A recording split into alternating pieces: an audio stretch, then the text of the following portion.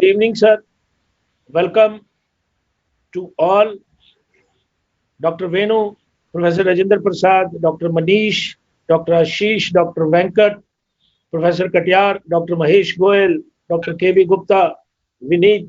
How are you? Yeah, I was welcome you and fine. Professor Samaria. Professor Katyar, sir, namaskar. So we are welcoming you to the fifth webinar, last webinar of our series of ICS North Zone Conference. All four webinars I am happy to share with you were full of success, Good and evening, I sir. hope today Welcome to all. Dr. Venu. today so today also it will be a success. I am sure about it. We have the stalwarts of respiratory medicine today with us to speak. Professor Samaria, he's ex-HOD of Okay. Banaras Hindu University, Varanasi. He is one of the what you can call as a maker of Indian Chess Society. I will say, with his sweat, he has made ICS to this level that this is one of the best society of the country today. He is the treasurer today of the Indian Chess Society and a very well respected person, honest to the core of the heart at the seat of a treasurer, handling crores of rupees of Indian Chess Society. Let me vouch for it. Then we have Professor KB Gupta, my teacher. I was registrar when he was lecturer. I was PG was registrar. So he has been my teacher, and I welcome Professor KB Gupta from PGIMS. He is the dean in PGIMS. Professor Dhruv Chaudhary is yet to join. He is HOD and Professor Pulmonary Medicine, a key figure in Haryana. And in Haryana politics, if some doctor is involved, is our Dhruv Chaudhary. Professor S.K. Katyar from GSVM Medical College, veteran, and I am sure all PGs in Uttar Pradesh are the students of Professor Rajendra Prasad, Professor Samaria, and Professor Katyar. There is nobody who has not read from them. So they are the stalwarts in respiratory medicine. Now I will request Ashish to please welcome the chairpersons. Thank you, sir. It is my honor. And I thank you, sir. And on behalf of Dr. R.K. Chawla, sir, I wish to extend a gracious welcome to all our chairperson for tonight's symposium, which is the fifth in series and the last in series. For this purpose, I would like to call upon our first chairperson, Dr. Ashok Kumar Singh. Sir is the senior consultant pulmonologist, Department of Pulmonary Medicine and Critical Care, Regency Hospital, Kanpur. Welcome, sir. Dr. Ashish Tandon, sir is the senior consultant respiratory medicine,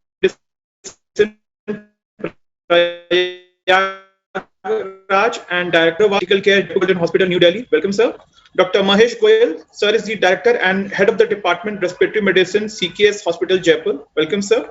Dr. Harish Srivastava, sir is the director, Nitika Medicare Allergy, Asthma and Child Clinic.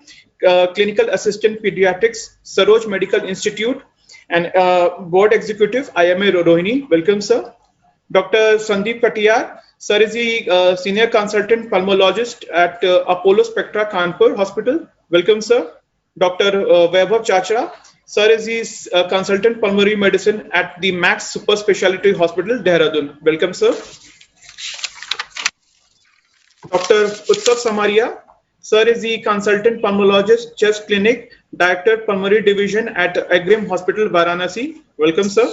Dr. Rajesh Venkat, sir is the senior consultant and head of the department at respiratory medicine, Rajgiri Hospital, Kochi. Welcome, sir. Dr. Professor PC Kathuria, sir is the senior consultant at the National Allergy Center and BLK Super Speciality Hospital. Welcome, sir. Dr. Praveen Malhotra, senior consultant and director, Sukhdev Hospital, Panipat. Welcome, sir. Dr. Vishal Chopra, sir is the professor and head of the Department of Respiratory Medicine, GMC, Patiala. Welcome, sir. Dr. Pajanivel R, sir is the professor and head of the department at the Mahatma Gandhi Medical College, Puducherry. Welcome, sir. Dr. Manish Mittal, sir is the consultant pulmonologist at New Delhi. Welcome, sir. Dr. Pratibha Gogia. She is the consultant pulmonologist and head Department of Respiratory Medicine, Venkateshwar Hospital, Dwarka, New Delhi. Welcome, ma'am. Dr. Mahinder Kumar, sir is the head of the department at the R&T Medical College, Udaipur, and superintendent Chest and TB Hospital, Baddi, Udaipur. Welcome, sir. Dr. Vineet Alexander, sir is a senior consultant pulmonologist at Sunrise Hospital, Kochi, Kerala. Welcome, sir. Dr. Kendala Venu, sir is the senior consultant pulmonologist, Venu Pulmonary Care Center, professor and head Department of Pulmonary and Critical Care, OMC, chairman of the Zonal Transfer Revised National Tuberculosis Control Program. Welcome, sir. I would now like to invite Dr. Gaurav to introduce the speaker for tonight's session. Over to you, Gaurav.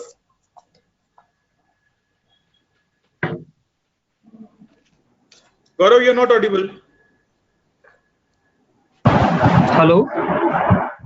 Thank you, Ashish, for allowing me this opportunity to introduce our first speaker, which is Professor J.K. Samaria, sir. He is Professor and ex-HOD, Department of Respiratory Medicine, Banaras Hindu University. Over to you, sir, Professor J.K. Samaria, sir. Thank you, Dr. Gaurav.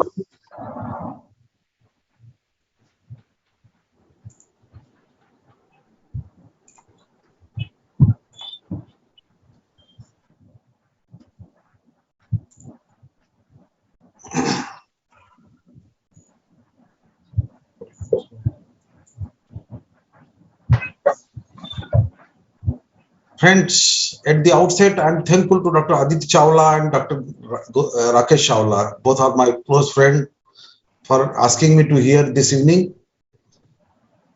Today there is important subject chosen for the subject for the webinar is a COPD, which is continuously increasing problem globally. Almost 5.5 crores patients were there in India on in 2016, and as of today, I don't think we are having lesser than 10 crores of patients. Huge problem, and it is continuously increasing. An important cause of death and leading cause of the morbidity and hospitalization. COPD is poorly responsive to the treatment, and most treatment are symptomatic. But there is an enormous unmet need for therapies that target the underlying disease processes. So, friends, today, with this small remark on the introduction of the subject, I will be just trying to tell you about the different presentation of the COPD, different phases of the COPD. Every day we are looking large number of the patient at treating large number of the patient of the COPD. A patient may be having the chronic bronchitis type of the feature, or blue bloaters, or maybe a pink puffers, or maybe having a patient. At times you get patient is not responding to the inhaled corticosteroid. There are patients you find they are responding to the inhaled corticosteroid therapy. So there are different phases of the COPD, and what is the need of the therapy? What is the need to talk about the COPD phenotypes? What we call it different phases as COPD phenotypes. The important need for why we are talking about COPD phenotypes, because there is a need to treat individual patient, and what is we are going for. Talking on the COPD phenotypes is the way forward on personalized therapy in COPD patients. These are the important risk factors of the COPD in our country. Mainly the biomass fuel is an important cause, and the air pollution is the important cause of the risk factor. And I said that we are having the 5.5 million patient of the 55 million patient of the COPD as on 2016. So as on today, there must be around 10 crores of the patient, or 100 million of patients. Next. And the death is also enormous. We are top in the world, almost near to the China. Almost 1 crore patients are dying because of the COPD. This is a huge problem, an enormous need of the treatment. But what we are treating for? What we are treating this breathlessness. We are treating the symptomatic treatment. We are giving only symptomatic treatment. What is the need for treat the underlying process, disease process? which is gradual fall in pulmonary function. So which is a gross unmet need of the treatment. Next. I already said you about that we are having probably 10 crores of the patient as on today. And about the talking about the COPD, we know that it is a heterogeneous disease. And we are having different clinical presentation. I already said about the pink puffers, blue bloaters, and this your a rapid exhibitor, rapid exacerbation patient who are in rapid exacerbation patient. There are patients who are in no exacerbations. There are patients who are having the responding to the eosinophilic phenotypes. They are responding to the inhaled corticosteroid therapy or corticosteroid therapy. There are neutrophilic inflammation which is not responding to the inhaled corticosteroid. So large number of the patient, but to clearly recognizable dimension of COPD heterogeneity, we have been teaching and observing right from very beginning is a airway disease, that is chronic bronchitis and pulmonary emphysema, which are there. It is like a Lord Genus, a Roman king, common god Lord Genus, which is having the two faces, but both the faces are interlinked. Similarly, the airway disease or chronic bronchitis and emphysema are interlinked in a same disease process called what we know as COPD. And these are the typically, and I still remember old days, my old days, when as a young teacher, I used to teach this. I used to give one full lecture to the undergraduate classes on pink puffer and blue bloaters, because this is very important to understand.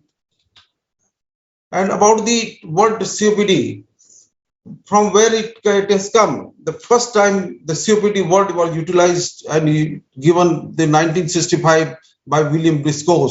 He used in one of these presentation, he called it an obstructive airway disease as a chronic obstructive pulmonary disorder, and in 9th EBSCON emphysema conference in June 1965. As I already said, the COPD is a complex heterogeneous disorder. Complex means COPD has number of intrapulmonary, extrapulmonary component whose dynamic interaction are not linear. Heterogeneous means a disease process in which you may find multiple say one patient is having the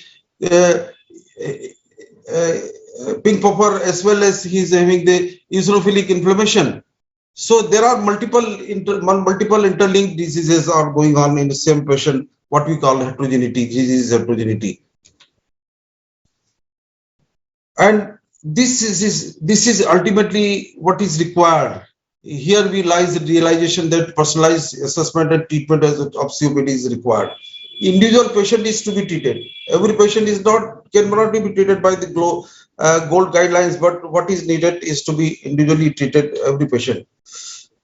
I already said one size not fit, and all the medicine approach is not fit for the COPD patients. What is required is the personalized medicine treatment and personalized therapy. Next.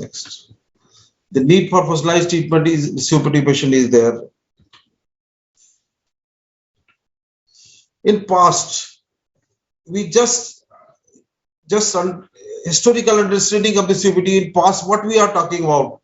FEV1, all the ESR today, the gold classification is depend on the FEV1 factor only. FEV1 and FEVC ratio and FEV1 classification and FEV1 we classify level as a patient having the mild disease, moderate disease, a very severe and very severe disease. But now what we have started talking about the phenotype based treatment. What we are talking about, eosinophilic patient having the eosinophilia, peripheral eosinophilia and sputum eosinophilia, he need to be treated differently than a patient having neutrophilic inflammation. So a phenotypic based treatment is today's requirement, and today's we are treating, but future lies in personalized treatment. Future is personalized. Every patient need to be treated differently, not by a single guideline only. So as far the COPD phenotypes are concerned, classical phenotypes, what we are talking about with chronic bronchitis and emphysema, which we are talking for like from very early days. We know that these are the two type of the phenotypes are there, and but both they exist together. Both exist together. At times 40% is a chronic bronchitis component in a single patient, or 60% of the emphysema component, or having the variation in the maybe there in such type of the patient, but both are exist in the COPD patient. I still remember my good old days when we used to see, when I used to teach and call to the student that look here, your I used to teach, I used to talk about the chronic blue bloaters and pink puffers about a lot, and then used to tell that these two coexisted by the name of the COPD. And these are the different classification of recent classification of the COPD, which is there, which do exist: chronic bronchitis, emphysema, asthma, COPD, overlap syndrome, a frequent exhibitor and rare exhibitor, pulmonary cachexic phenotypes, overlap syndrome with COPD and chronic bronchitis. A large number of the phenotypes have been identified, but unfortunately there is no development in the treatment.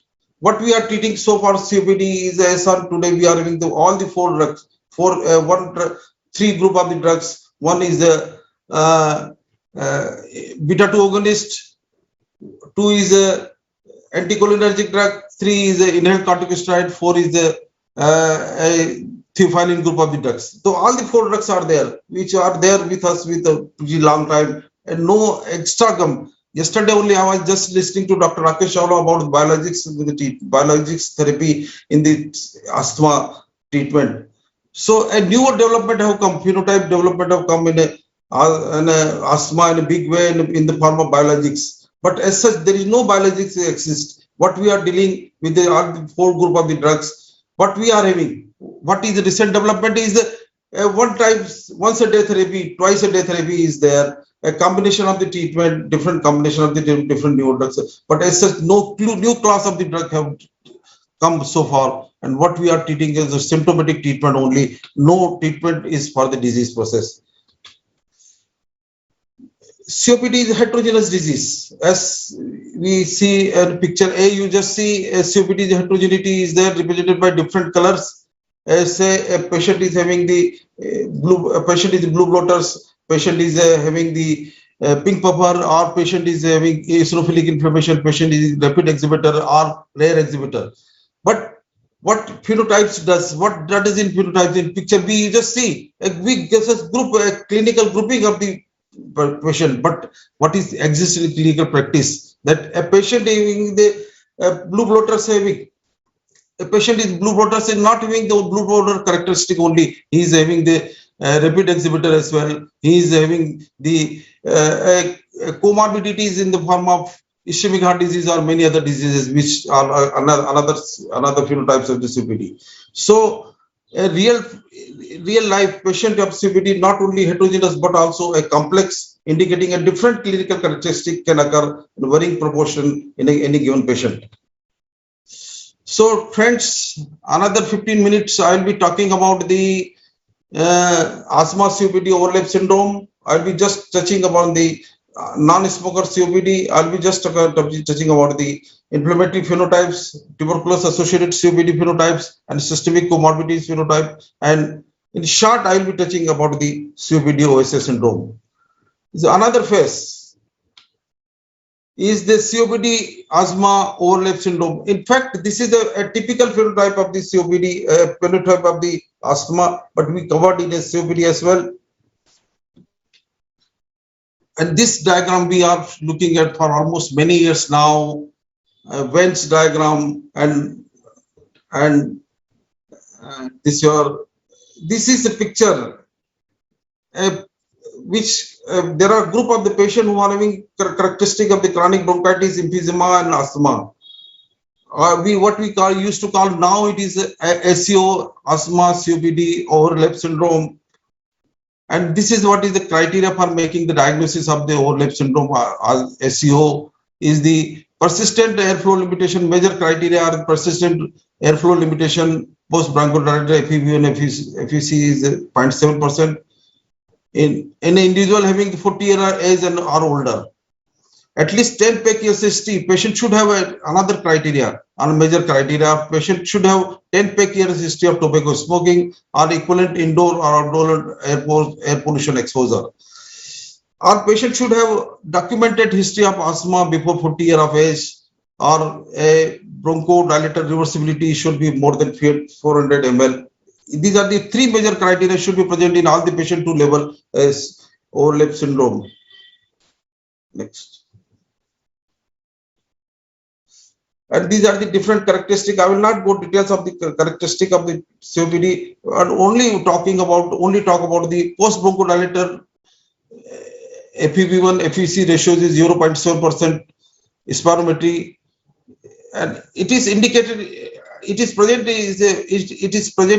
can also be present in a asthma patient. It is a required diagnosis for the COPD patient for the gold as per the gold criteria, and it is usually present in COS, asthma, COPD, overlap syndrome. But what is important is that the post bronchodilator reversibility, which is 12% and 400 ml, extend more than 400 ml of the air should be present. Whenever present, then there is a high probability of asthma, unusual in COPD, and compatible with SCO's diagnosis. So SCO diagnosis is a diagnosis by virtue of the, you can say that you can rule out the COPD, you can rule out the asthma, and you can make the diagnosis of SCO. It has been very clearly found that the overlap syndrome is almost 50% of the prevalence, is 50% of the asthma patient, and patients are older as compared to the asthma patient. Let us talk about another phenotypes, eosinophilic COPD phenotypes and neutrophilic phenotypes. These are the inflammatory phenotypes. Now we are having convincing evidence from the prospective studies that the peripheral eosinophil, more than 300 millimeter in peripheral smear, and the sputum eosinophilia is a very important finding in patient. Then we can say these patients are going to respond to the inhaled corticosteroid therapy or oral corticosteroid therapy, and they are useful in reduction in exacerbation, future exacerbation. But similar not the true with the neutrophilic inflammation, peripheral neutrophilia, which is not connected in any way with the prevention or connected with the exacerbation of the COPD patients.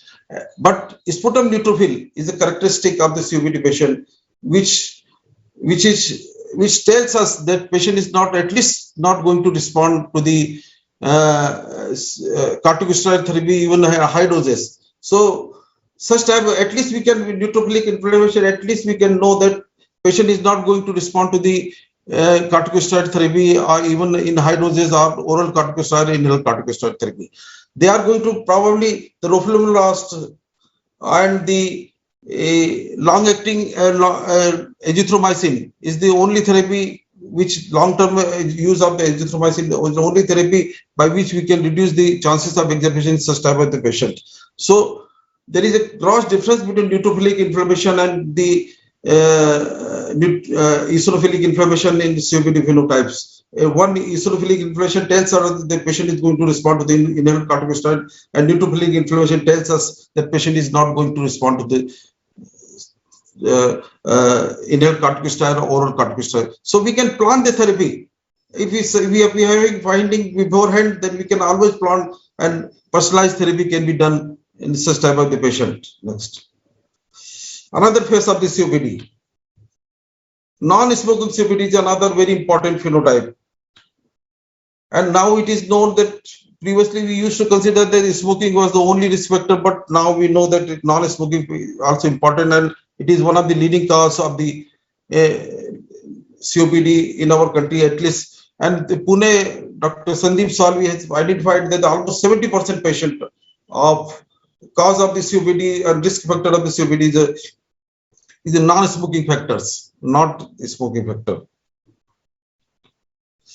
An important risk factor as far as the non-smoking COPD is concerned is the indoor air pollution, which consists of the smoke from coal and biomass fuel, plant residue, burning of the plant residue, and all that. And outdoor air pollution is another very important factor for the non-smoking COPD. And occupational exposure, especially the crop farming and animal farming and dust exposure, are very important for the important cause of the non-smoking COPD. Low respiratory tract infection during the childhood is also another important factor. A poor socioeconomic status and low socioeconomic attainment is another risk factor, and the tuberculosis next. Treated patient of pulmonary tuberculosis is an important factor. Non-smoking COPD shows a similar deterioration of the lung function as that of the smokers. So, in any way, non-smoking COPD is no different from the smoking COPD, smoker COPD. It is the same, the characteristic is same, and the deterioration of the lung function is the same as that of the non-smoking COPD. Next, non-smoker COPD shows similar rise in the inflammatory markers as that of the smokers. So, inflammatory markers also be same as that of the inflammatory COPD in non-smoking COPD. Next, but what is important in a smoking factor is it mainly the parenchymal involvement is there, and more the emphysematous. They are more blue bloaters, pink puffer type of the symptoms are there. Whereas in a biomass fuel smoke or non-smoking COPD is mainly causes the airway involvement, or chronic bronchitis of symptoms are there.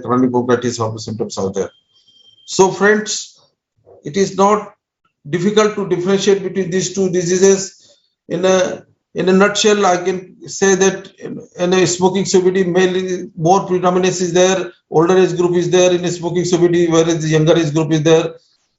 Spirometry, small airway obstruction is there.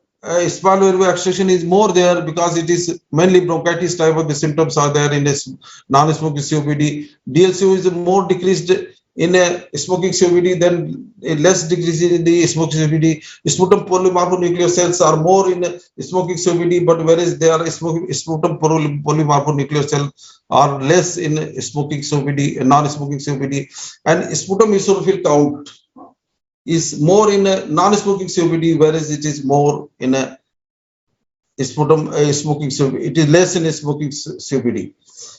So, another phase of the COPD is a tuberculosis associated COPD phenotypes, which is one of the very important diseases. Mainly, we are finding, and our research done at our place only, and it is the tuberculosis causes both obstructive and restrictive changes. And this is one of the publication from in Lung India, evaluation of and it tells that TB associated COPD patients were younger in age compared to the rest of the COPD patients, with more proportion of the females. They had similar symptoms except for incidence of hemoptysis and frequent hospitalization. Peak years of the smoking were less, although airflow limitation was similar to the other non-tubercular patient as well. Another publication from Lung India, Dr. Nirmal Kumar Jain, done by the Nirmal Kumar Jain. A COPD patient are high risk of developing the pulmonary TB. COPD patient is a common comorbidity in patient with tuberculosis, second only to diabetes, and history of TB. History of tuberculosis negatively impacts the long-term course of the COPD with early mortality and increased frequency of exacerbation. And what my findings, we are also published a paper on similar subject, and our finding was that the cardiac involvement is pretty less in a tuberculosis obstructive COPD with the tuberculosis origin than non-tubercular origin. Another phase of the tuberculosis is the comorbidities. Comorbidities are common, and many patients of COPD patient not die not in the respiratory ICU, but they die in the uh, in the CCU, cardiac ICU, because of the cardiac involvement is pretty common in a COPD patient, and they are the cause of this cause of the probably the spillover of the inflammatory mediators from the lung to the systemic circulation, leading to the systemic involvement and systemic comorbidities. Asthma, COPD, overlap syndrome, overlap phenotypes. Again, both are the common diseases are there. Sleep disorders, mainly obstructive sleep apnea, both are among its common pulmonary diseases. As a great number of patients having both the disorder and overlap syndrome is common. But what is wrong with this patient? They are in more morbidity, they are in more cardiac involvement, and those who are having the then what individual patient is having the.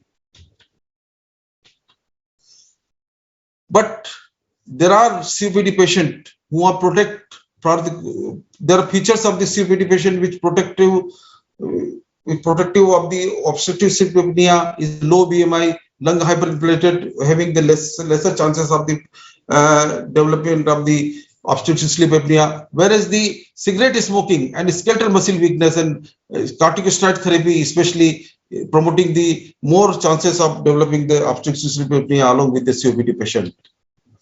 And I already said there are more incidents of cardiovascular diseases in a COPD patient with along with the OSA.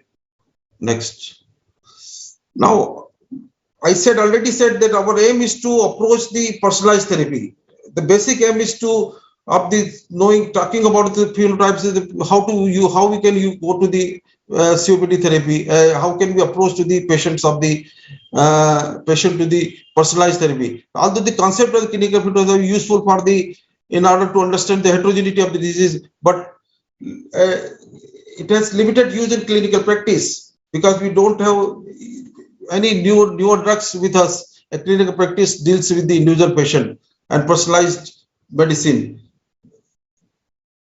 So, friends, there remains significant unmet needs in the COPD patients.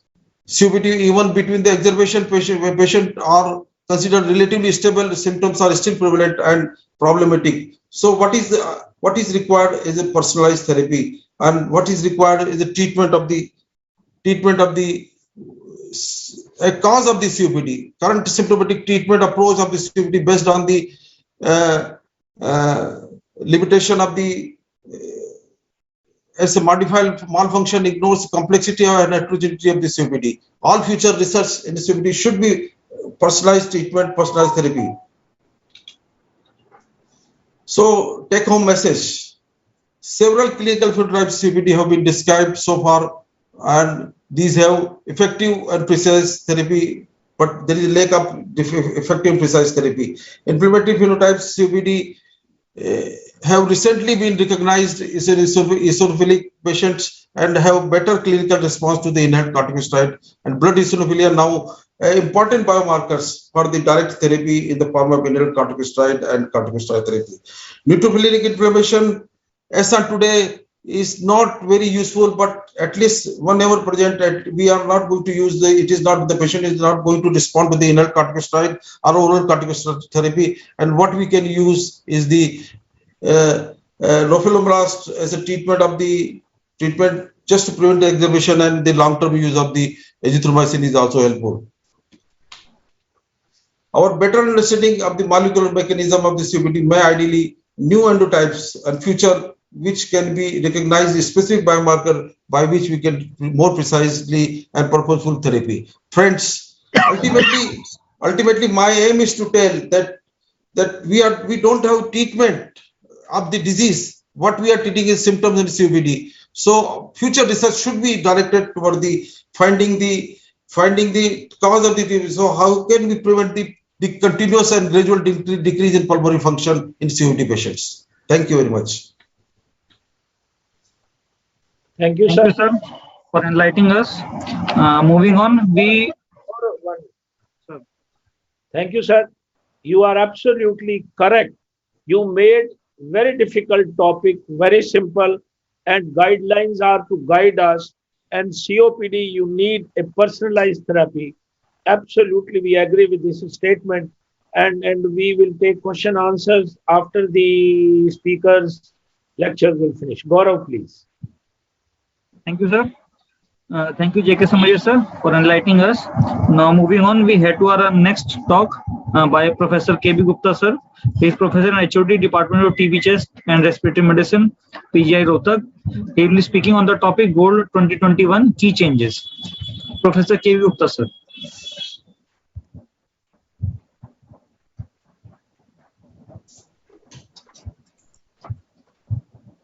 Professor K.B. Gupta, sir.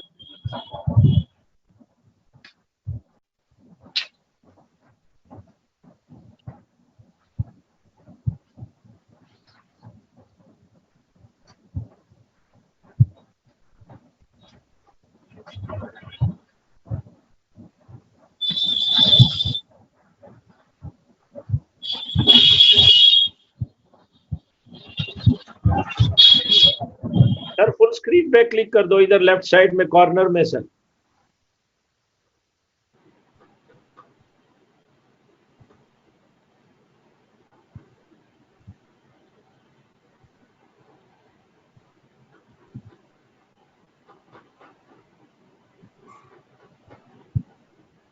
We are able to see, sir.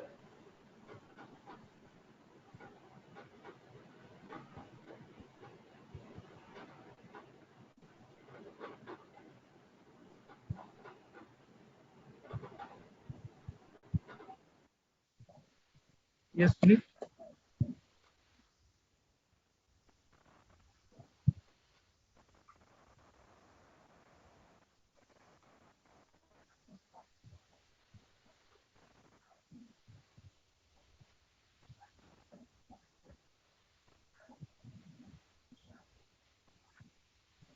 News.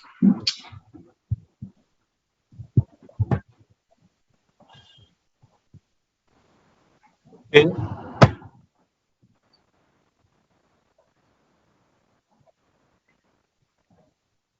But I'm not able to move the slides further.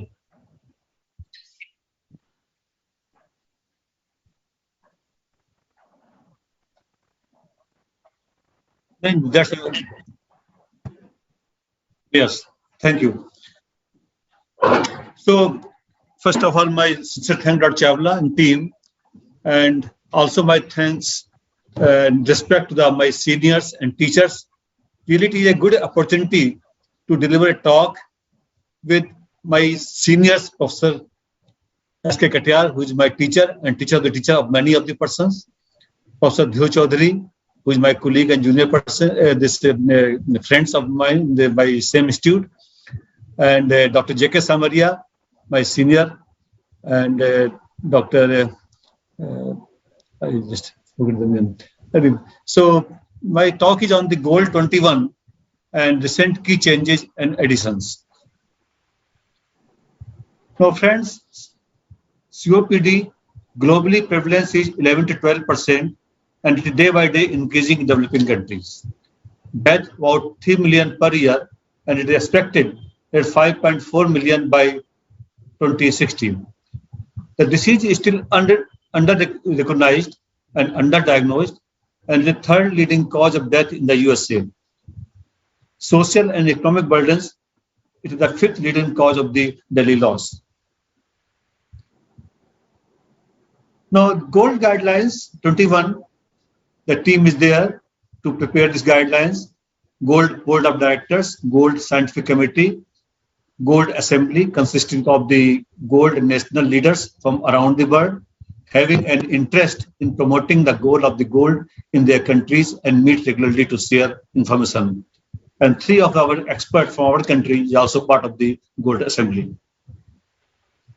Gold was initiated in 1998 with the cooperation of the National Heart, Lung, Blood Institute, National Institute of the Health and WHO. First report was released in 2001 and 2018 one-day summit was held and the further guidelines were prepared. This guidelines is used by healthcare worker as a strategy document and revised annually. In the 2021, major changes is on the chapter 7 on the COVID-19 in context of the COPD, and additions of the many new references about 244 to the WHO minimum set of intervention for diagnosis and management of COPD in low middle income countries where the 90% of death occurs. The aim of the guidelines is to attention of the government, public health officials, healthcare workers, and public as awareness of increasing burden of COPD, and to develop programs for early diagnosis, prevention, treatment approaches, as COPD is both preventable and treatable. It is a major cause of chronic morbidity and mortality by its complications. Now, I will not going to discuss all the management of the COPD. I will just focus mainly on the some changes, major changes which have been made in GOLD 2021. So we start the chapter wise how the addition has been made. Now in chapter 1, a new reference about the alpha antitrypsin deficiency genotypes prevalence in European population has been added, and they are measured at 0.12%. This is reference number 49. They also have mentioned in chapter 1 about the lack of the research about the biomass related COPD. That is very, very important, because biomass is very important to, as the Professor Samaria has already pointed out, non-smokers. Now, definitions. COPD is a common, preventable, and treatable disease characterized by persistent respiratory symptoms and airflow limitations due to airways and or alveolar abnormalities. Usually, it is caused by significant exposure to noxious particles or gases. Now, this is the etiology, pathobiology, and pathology of COPD leading to airflow limitations and clinical manifestation, which remain the same as it was mostly in the 2020.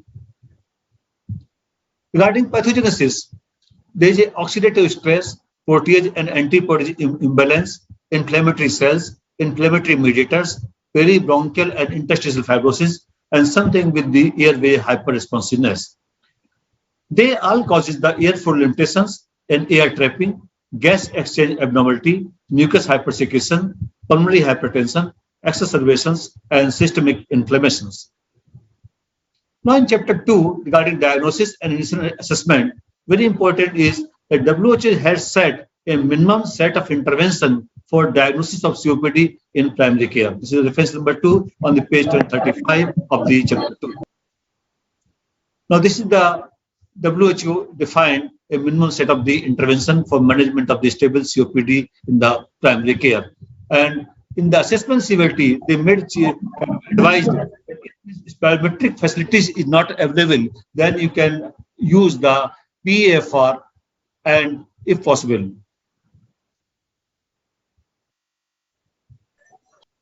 Now, there are the other changes which we have advised by the WHO for the lower middle income countries as a primary care for management of the COPDs. Now, COPD should be considered in any patient who is aged more than 40, who has either or in combination persistent progressive dyspnea, chronic cough or sputum production, and or history of exposure to risk factor for the disease. The risk factor includes the host factors such as genetic factors, congenital or developmental abnormalities, tobacco, smoke, including the popular local preparations, smoke from home cooking and heating fuels, the occupational dust, vapors, fumes, gases, and other chemicals. The family history of the COPD and or childhood factors are important. For example, low heart rate, childhood respiratory infections. Now, this is the FEV1 progression over the time, which is remain the same. Now, spirometry is required to establish a diagnosis of COPD. Post bronchodilator, FEV1/FVC ratio less than 70. Now we use FVC, not the SVC, because this FEV1/SVC ratio may lead to lower value of the ratio. Peak expiratory fluid assessment, though it is sensitive, but is not specific, and it may not differentiate between the restrictive and obstructive abnormalities. The role of spirometry is clear. It is help in the diagnosis, in assessment of the severity of the airflow obstructions for prognosis, follow-up assessment, mainly for the therapeutic decisions like pharmacological in selected circumstances, and consider alternate diagnosis when symptoms are disappointed to degree of the airflow obstruction, and non-pharmacological like interventional procedure. And we need the spirometry to see the identification of the rapid decline of the lung functions. Now, goals of the COPD assessment is to see the level and severity of the airflow obstruction or limitations, impact of disease on the patient health status, risk of the future events like exacerbations, hospitalizations, death, and we to see for the comorbidities and treat them as they influence mortality and hospitalization independently. These goals are essential to guide the therapy. Now, then after diagnosis, patients are assessed for the severity of the airflow obstruction or limitations. We assess the severity. We classify the airflow limitation severity based on the post-bronchodilator FE1. Previously, it was the Gold 1, Gold 2, Gold 3, Gold 4. Now they have been named as spirometric grade 1 to 4. And it is clear Gold 1 or spirometric grade 1 is the mild FE1 more than 80% predicted, then moderate 50 to 80%, severe 30 to 50%, and very severe is then less than 30%. Then we undergo assessment of either dyspnea using the MRC score or symptoms using COPD assessment test or COPD control questionnaires. And then we see for the history of the moderate and severe exacerbations, including prior hospitalization, 2 or more exacerbations per year. And they are grouped as the group A, B, C, D. Now, this is the detail of the MRC dyspnea scale, the CAT assessment. Now, the recent changes which have made very important is the refined ABCD assessment tool, which include the spirometrically confirmed diagnosis, then assessment of the airflow obstruction by Gold 1, 2, 3, 4. Then we see assessment of the symptoms and risk of the exacerbations. And moderate or severe exacerbation history, we take the MRC score and CAT score into consideration, and then we classify into A, B, C, D. Now, why this is important? The Gold guideline gives an example. We consider 2 patients, both patients with FE1 less than 30% of predicted, CAT score of 18, and one with no exacerbation past year and other having 3 exacerbations past year. Now, both would have been labeled as Gold D in the prior classification scheme. However, the new proposed scheme, the subject with 3 exacerbations in the past year would be labeled as Gold Grade 4 Group D. Now, we have to also consider the differential diagnosis of COPD, and we have to see for the asthma, congestive heart failure, bronchiectasis, tuberculosis, obliterative bronchiolitis, and diffuse bronchiolitis. Now, anti-alpha-trypsin deficiency, WHO says that all patients with diagnosis of COPD should be screened once in area of the high prevalence of the anti-trypsin deficiency and in patient less than 45 years with panlobular emphysema. Less than 20% level is highly sensitive, and they advise for the early screening, and also family members should also be screened. Now, additional investigation we are not going to detail, but to name them is the imaging by chest X-ray, CT scan for diagnosis of the lung cancer and bronchiectasis, therapeutic surgical interventions. Then we can measure for the lung volumes and DLCO, pulse oximetry, ABG, exercise testing, and assessment of the physical activity, composite score like board score, or for the prognostic identification, and biomarkers like CRP, procalcitonin for antibiotics, and eosinophils.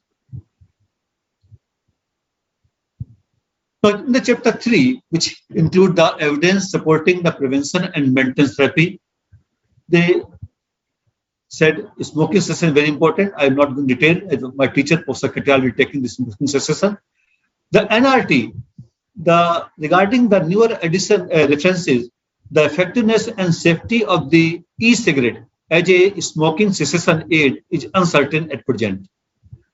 It may cause vaping-associated injury, lung injury, and death.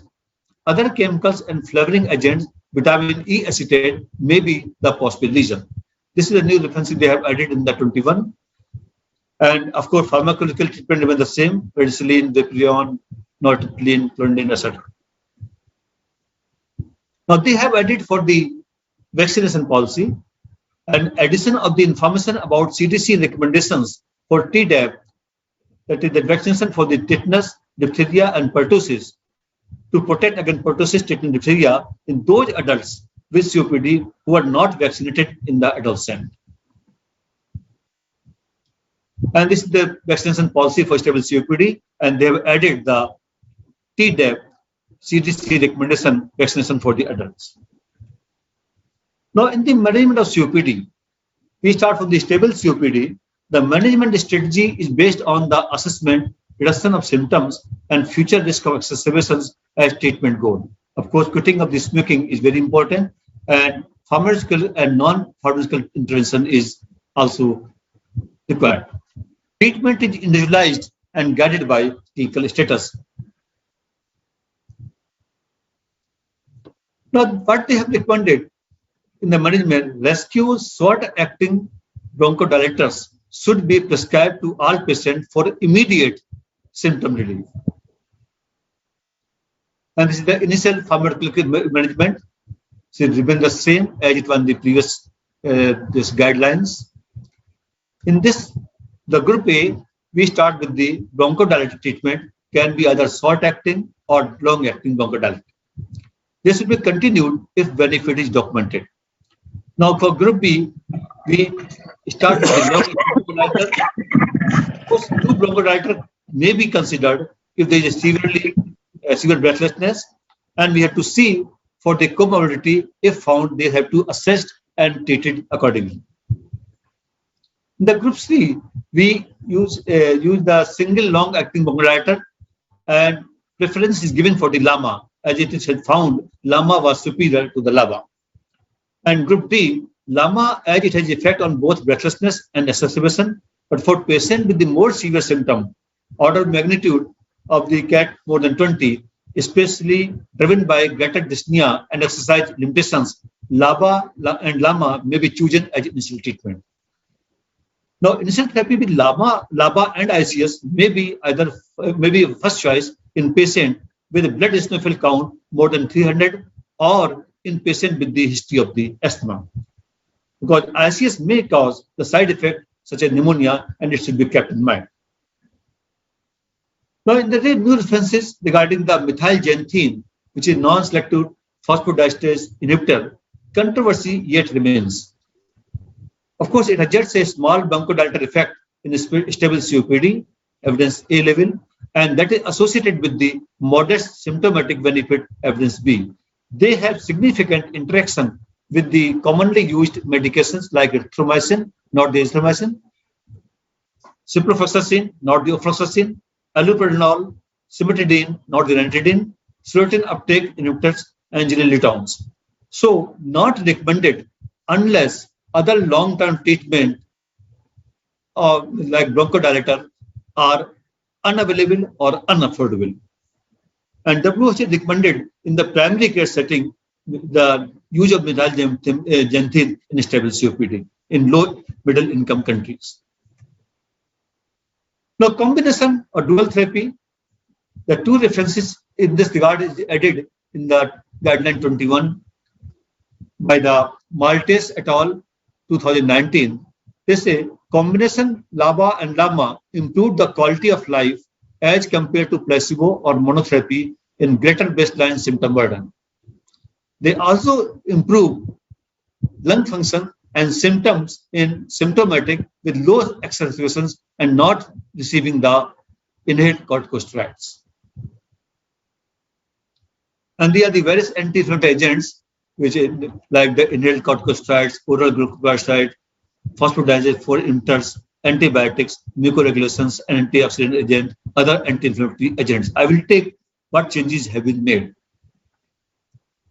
Now, in the ICS, inhaled corticosteroid, heavy or current smoker do not have the same benefit, the lower benefit on lung function from inhaled corticosteroid use as compared to the ex-smoker. This is a reference 122, 126, chapter 3.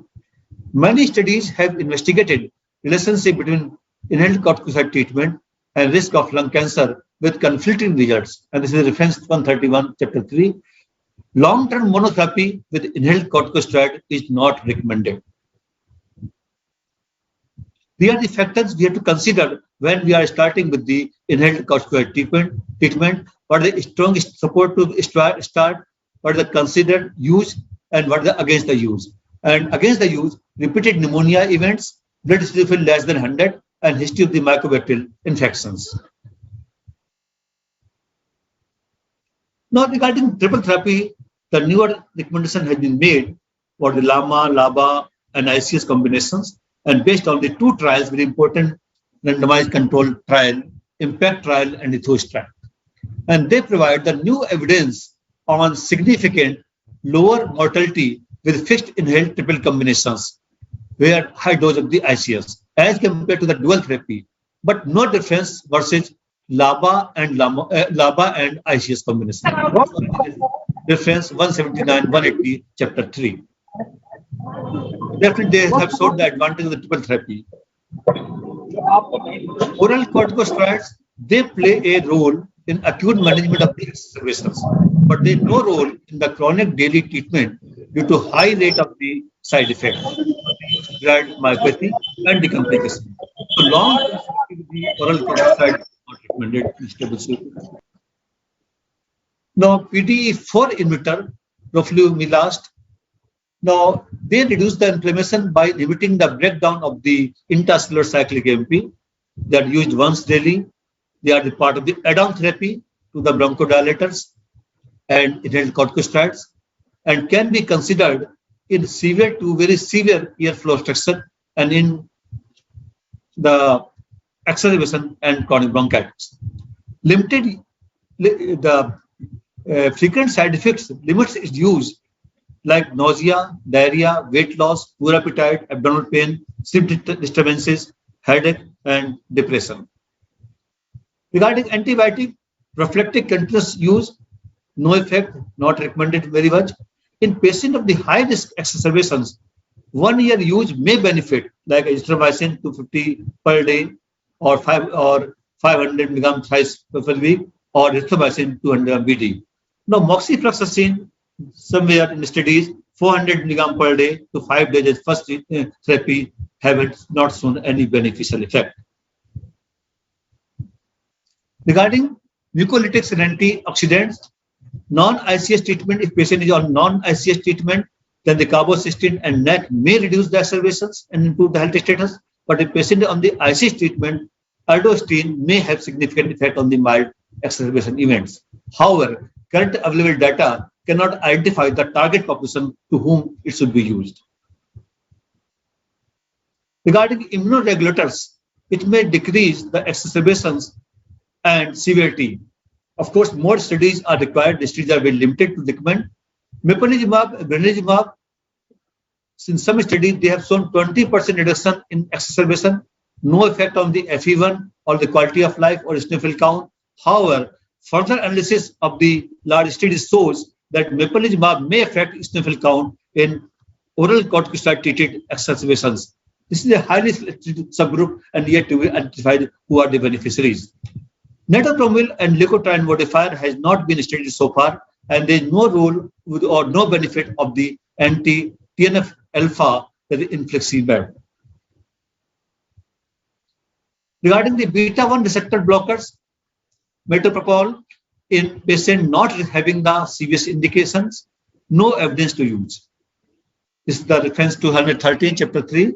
And use of statins, they decrease the mortality and exacerbation in the patients who received for the cardiovascular and metabolic indications. Vitamin D, so far, there is no evidence, says those studies had the conflicting reports, but there is no evidence to say that they may help.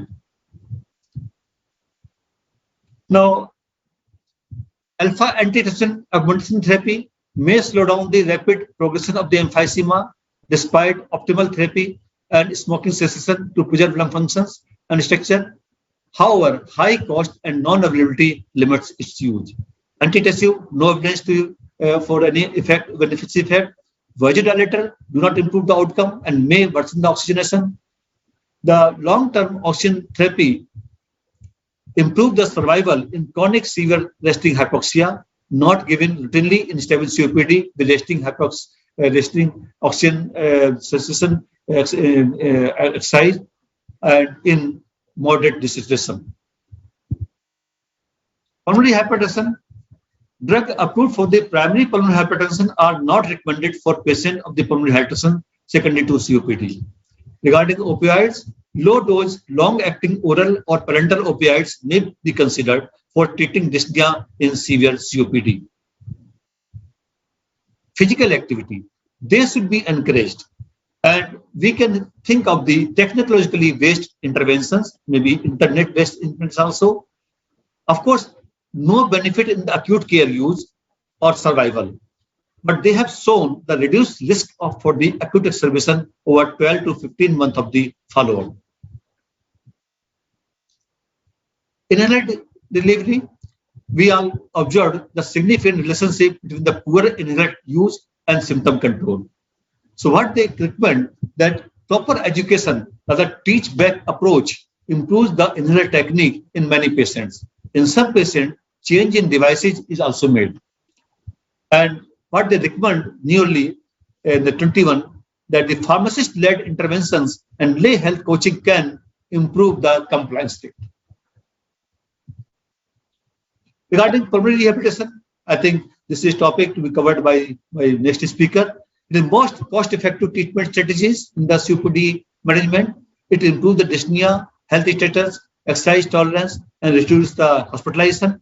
It includes also the self-management and interventions, apart from exercise training, nutrition, and education as a part of integrated patient management.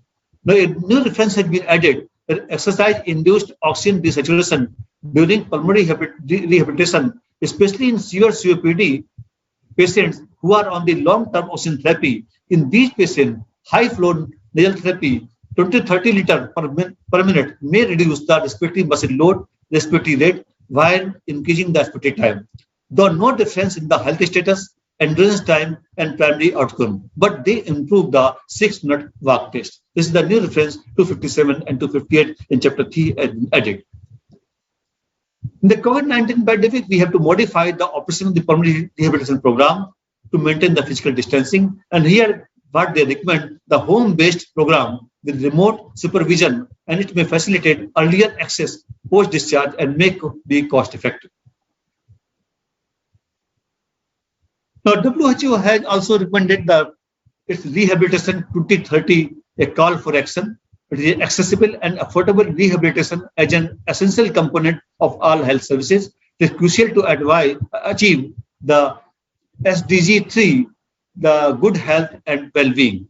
There is a necessity to develop culturally appropriate pulmonary rehabilitation in low-middle income countries. Self-management, of course, patient education is very important, which increase their knowledge about the disease and may cause the behavioral changes. Personalized training by trained respiratory therapists or nurse is very, very important. It improves the outcome and decrease the hospitalization and better health-related quality of life. No impact on the overall mortality. It is proved by the Cochrane reviews and meta-analysis. But COMET and PIC COPD studies have shown decreased mortality. Ventilator support in stable COPD, the positive patient, non-invasive positive patient ventilation may improve the hospitalization-free survival in selected patients after recent hospitalization, particularly in those with pronounced daytime persistent hypercapnia, PaCO2 more than 52, and with OSA. This is the evidence level B, and this is in the guideline 2021. Now, therapy relevant to all COPD, we know. I'm not going to take nutrition supplementation, SI testing, end of life and palliative care, long-term oxygen therapy, resting vaccinations, treatment hypercapnia, interventional bronchoscopy and surgery, non-pharmaceutical treatment, complementary to pharmaceutical treatment as part of the comprehensive management COPD diagnosis. We have to inform patient about the condition, smoke-free environment, vaccination, adherence to prescribed medication, ensure proper inhaler technique, promote physical activity, and refer the patient with gold B, C, D to pulmonary rehabilitation. Now, regarding the palliative therapy, they have added one reference in persistent dyspnea in spite of the optimal therapy. Apart from other therapy already have mentioned, the acupuncture and acupressure are other non-pharmaceutical therapy in advanced COPD, which may improve the quality of life. This is reference to 98 in chapter 3. Now, after this start treatment, reassessment is very, very important. So once therapy is initiated, reassess the patient for attainment of the treatment goal and identify any barriers to treatment. After review of the patient's response to treatment initiation, adjustment in the pharmaceutical treatment may be needed. And this is the management cycle: review, assess, and adjust. Is same. Now in the follow-up guided by principle of the review, assess, and adjust. Review of the symptom like dyspnea and exacerbations, assess inhaler technique and adherence and role of the non-pharmaceutical approaches, adjust including escalation and de-escalation, switching inhaler devices or molecule. Any change require again review of the clinical response and side effect. Now, new references have been added for the hospital discharge and follow-up. They added the additional follow-up at 3 months.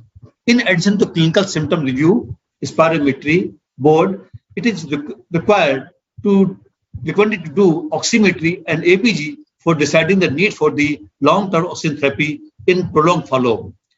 The CT assessment also is heavily advised to see the changes of the bronchitis in recurrent exacerbation cases and the patient hospitalization who are getting the repeated hospitalization. This is the follow-up pharmaceutical treatment. We have the left-sided dyspnea and right-sided exacerbations. Now, dyspnea, if persists or exercise intolerance on monotherapy, then use 2 bronchodilated dual therapy. If symptom does not improve, step down again to monotherapy and switch to other inhaled devices or molecule. If persistent breathlessness or exercise limitation on LABA-ICS treatment, LAMA can be added to escalate the triple therapy. Now, switching from the LABA-ICS or LAMA should be considered if original indication for ICS was inappropriate. For example, ICS was used to treat symptoms in absence of the history of the exacerbation, or there has been a lack of response to ICS treatment, or if patient is getting the ICS side effect. And all studies see dyspnea due to cause other than COPD, check inhaler technique, adherence for inadequate treatment response. Now, exacerbation, which is the acute worsening of the symptom needing the additional therapy. Reference to WHO minimum set of the interventions for management of the exacerbation has been added in reference number 6, chapter 5. Initially, as the patient gets exacerbation, start with the SABA or SAMA. If persistent exacerbation or monotherapy, then escalate to either LABA and LAMA. Then LABA-ICS, if patient is having the associated asthma or 1 exacerbation per year, or a peripheral blood level of the eosinophil count more than 300, or more than 2 exacerbations per year, or at least 1 severe exacerbation requiring hospitalization in per year, even when blood eosinophil count is more than 100. If further exacerbation on LABA and LAMA therapy and blood eosinophil count is more than 100, escalate to the triple combinations. And as the blood eosinophil count more than 100 can be used to predict the beneficial ICS response. But if the blood eosinophil count is less than 100 cells per, then they add roflumilast or azithromycin, as there is low likelihood of the beneficial ICS response. Oral corticosteroid can be given for 5 to 7 days during hospitalization. Of course, methyldentin is not recommended. Now, in patients with triple therapy who still have exacerbations, we have already made this thing, roflumilast and macrolides, and stopping of the ICS if there is adverse effect like pneumonia or reported lack of the efficacy. However, a blood eosinophil count more than 300 cells identify patient with the greatest likelihood of the exacerbations also. These are key point observations. The non-pharmaceutical management, the COPD, and they are the smoking cessation, and for the group B, C, and D, smoking cessation and pulmonary rehabilitations. And recommended is the physical activities in both the cases. And depending on the local guidelines, we can use the vaccination, pneumococcal, flu vaccination, pneumococcal, and pertussis in both the cases, group A B, C, and D.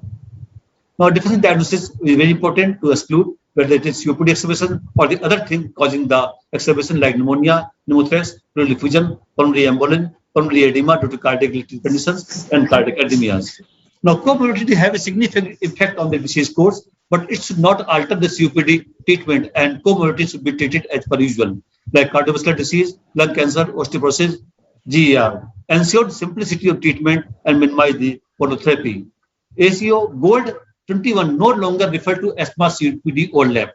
Instead, it emphasizes that asthma and COPD are different disorders and may coexist in the same individual. In such situation, treatment should primarily follow asthma guidelines along with the treatment of COPD. ACO Gold, Now, the new chapter of COVID-19. COVID-19 pandemic has made the routine management and diagnosis difficult due to the lack of physician availability for consultation, lack of the difficulty in the experimental evaluation, home care program in the pulmonary rehabilitation, shortage of drug for COPD in the lockdown period. Now, ACE2 messenger RNA expression is increased in COPD and may be moderated by the inhaled corticosteroid therapy. High prevalence in patients admitted with the comorbidity in one large study was noted, but later were found the COPD as independent risk factor for hospitalization. So no increase in the risk of infection of the COVID-19 in COPD patient. COPD and smoking may cause increase in severity and risk of the death. Now, key recommendation in COPD and COVID-19 new chapter is patient with COPD presenting with the new or worsening respiratory symptoms, fever, and any other symptom that could be COVID-19 related, even if these are mild, should be tested for the COVID. Patients should continue oral and inhaled respiratory medications for COPD. Spirometry should be restricted to the patient requiring urgent or essential test for diagnosis of COPD and to assess lung function status. Patients should stay in contact with their friends and family, and patients should continue to keep active. Guidance for remote, phone, virtual, or online COPD patient follow-up and primary and printable checklist are to be provided. CDC also advises testing for the other causes of the respiratory illnesses along with the COVID-19. No evidence so far that lung microbiome modify the immune response to viral infection, though these microbiomes are different in COPD patient and healthy person. Wearing a tight-fitting N95 mask introduces an additional respiratory resistance to so patient should wear mask of the lower face covering or even a face shield may be tolerable and effective. Treatment of the COVID-19 patient COPD in absence of the subgroup data should be treated with the same standard of care treatment as other COVID-19 patients. Importantly, there are no known drug interaction between the remdesivir and inhaled COPD treatment. Systemic corticosteroid caution has been raised about the widespread systemic corticosteroid in patients with COVID-19. Systemic steroid should be used in COPD exacerbation according to the usual indication. Here are the point I have already discussed. Regarding antibiotic treatment, we have already discussed, and antibiotic treatment for COPD was indicated if patient have at least 2 or 3 cardinal symptoms, including increased sputum, purulence, or if patient require mechanical ventilation. Current WHO guidelines recommend broad-spectrum antibiotic in severe COVID-19 patient, guided by local or regional guidelines in milder COPD and in milder COVID infections when there is a clinical suspicion of the bacterial infections. In the absence of the specific studies, these general consensus also apply to COPD patient infected with the COVID-19. Antibiotics should be used in COPD exacerbation according to the usual indication, whether or not there is evidence of the COVID-19. Particularly as patients with COPD who develop COVID-19 are reported to more frequent develop bacterial or the fungal co-infections. Procalcitonin efficacy of this biomarker is controversial. In hospitalized patients, no significant reduction in the antibiotic exposure. In ICU patients, PCT time, sir. Higher mortality. So at present, not recommended to make the decision by procalcitonin based antibiotic protocol in COPD exacerbation in COVID-19. Now, it has not been reported, COVID-19 infection has not reported in COPD exacerbations, though it causes the distinct pathophysiological changes, but clinically very difficult to distinguish from the COPD exacerbation. However, fever, GI symptoms, myalgia, anorexia, loss of smell, taste, severe fatigue, dyspnea, diarrhea, lymphopenia are common in the COVID-19. Now, a new section of the COPD and lung cancer has been added along with the table in chapter 6. Then they say the common risk factor for development of lung cancer in COPD patient is smoking history, regional emphysema, airflow limitations, BMI, and family history.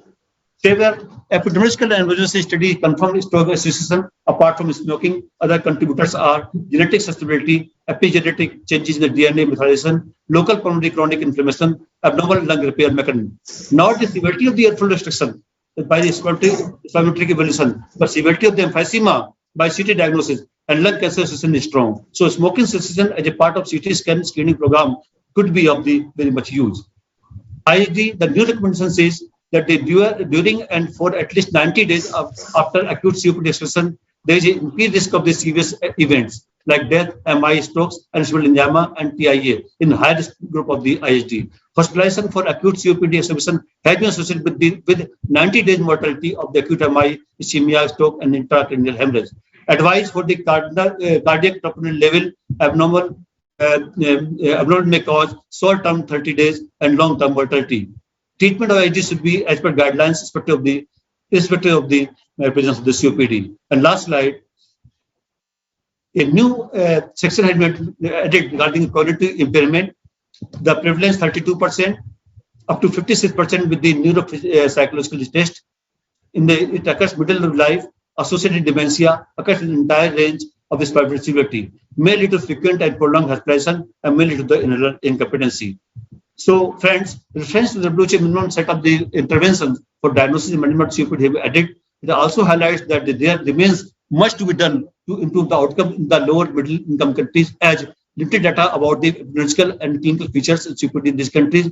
The diagnostic spasmodic services are not widely available. There are major problems with access to affordable quality of care, assured pharmaceutical and non-pharmaceutical therapy. It also emphasizes that the COPD is still not being taken seriously enough at any level, from regional and communities to the national government and international agencies. So, this time and ABCD assessment tool advised as initial tool to start treatment, vaccination of the pertussis, diphtheria, and tetanus, updated assessment of the ability for the triple therapy, and chapter on the COPD and COVID-19 and lung cancer headwind.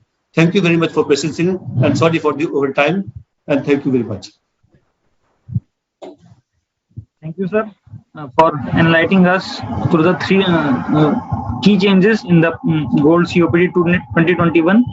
Now, I would like to invite our next speaker, Professor Dhruv Chaudhary, Professor and HOD, Pulmonary Medicine, Department of Pulmonary Medicine, Respiratory and Critical Care, PGI Rohtak. He will be speaking on the topic pulmonary rehabilitation in COPD. Professor Dhruv Chaudhary, sir.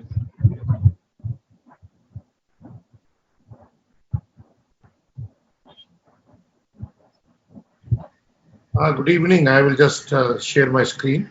Yes, sir. Gaurav, can somebody allow me to share the screen? Stop sharing. KB Gupta, sir, please stop sharing screen.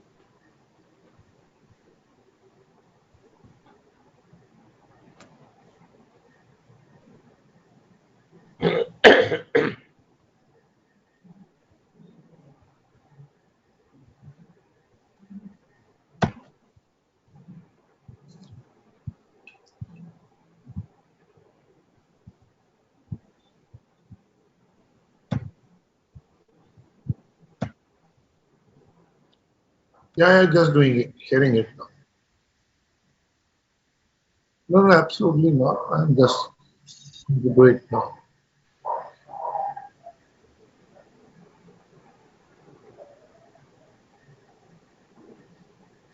Just do me a favor. Now I will be sharing the screen. लगता है रोहतक वालों का कोई official dress हो गया क्या भाई ध्रुव? कैसे सर? तो भी व्हाइट पहने, केबी गुप्ता भी व्हाइट पहने. Thank you, sir. Thank you very much.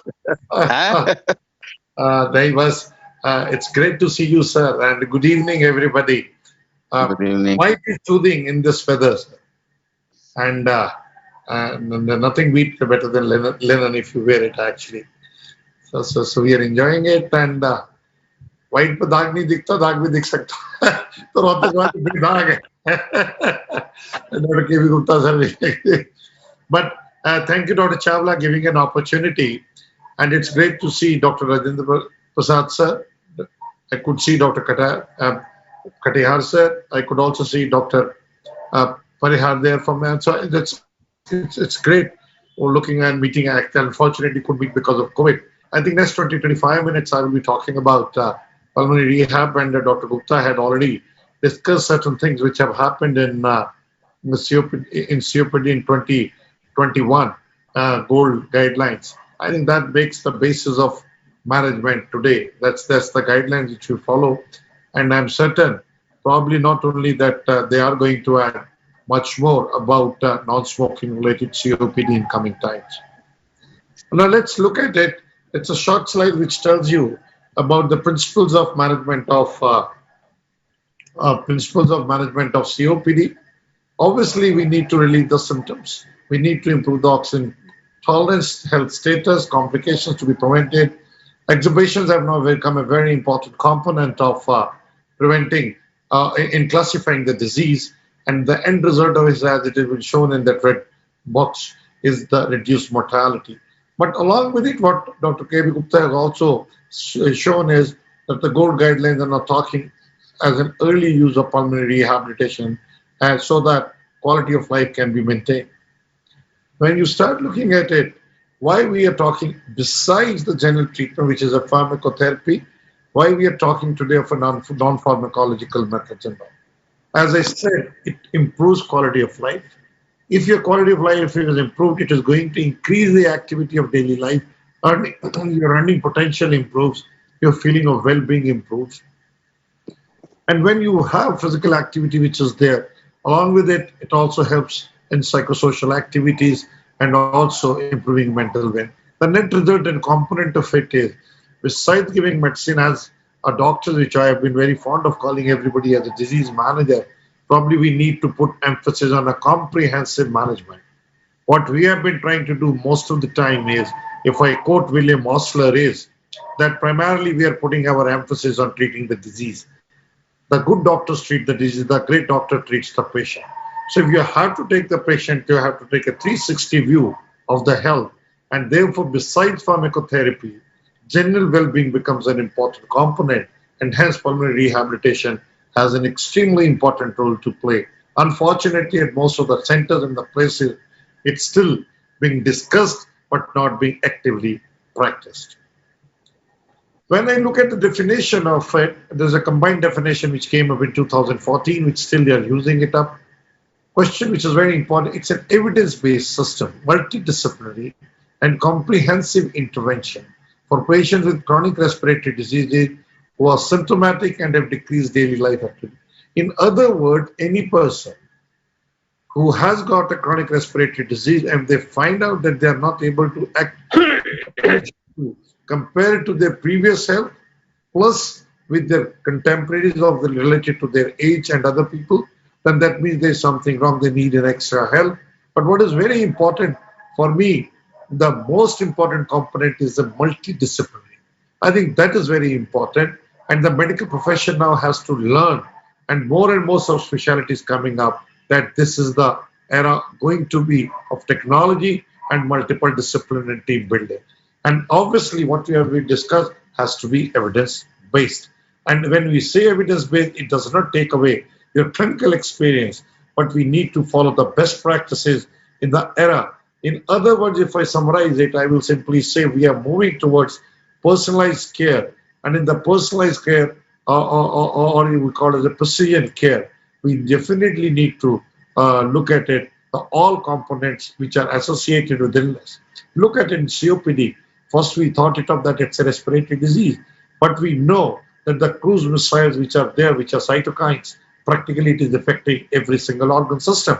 And obviously, the cardiopulmonary, if ideally it should be cardiopulmonary and not simply pulmonary, they have the same risk factors. We have a very high incidence of heart failure or coronary artery disease. So, and no wonder that you have a lot of musculoskeletal effects leading on to loss of muscle mass. So there is a comprehensive issues which comes up, and the treatment adds further complications. Therefore, again, I'm re-emphasizing is that pulmonary rehabilitation is a multidisciplinary and a comprehensive 360 intervention with the patients. In other words, the goal continues to be, I'm repetitive, but it is to elevate symptoms, to increase exercise capacity, increase daily activity and quality of life.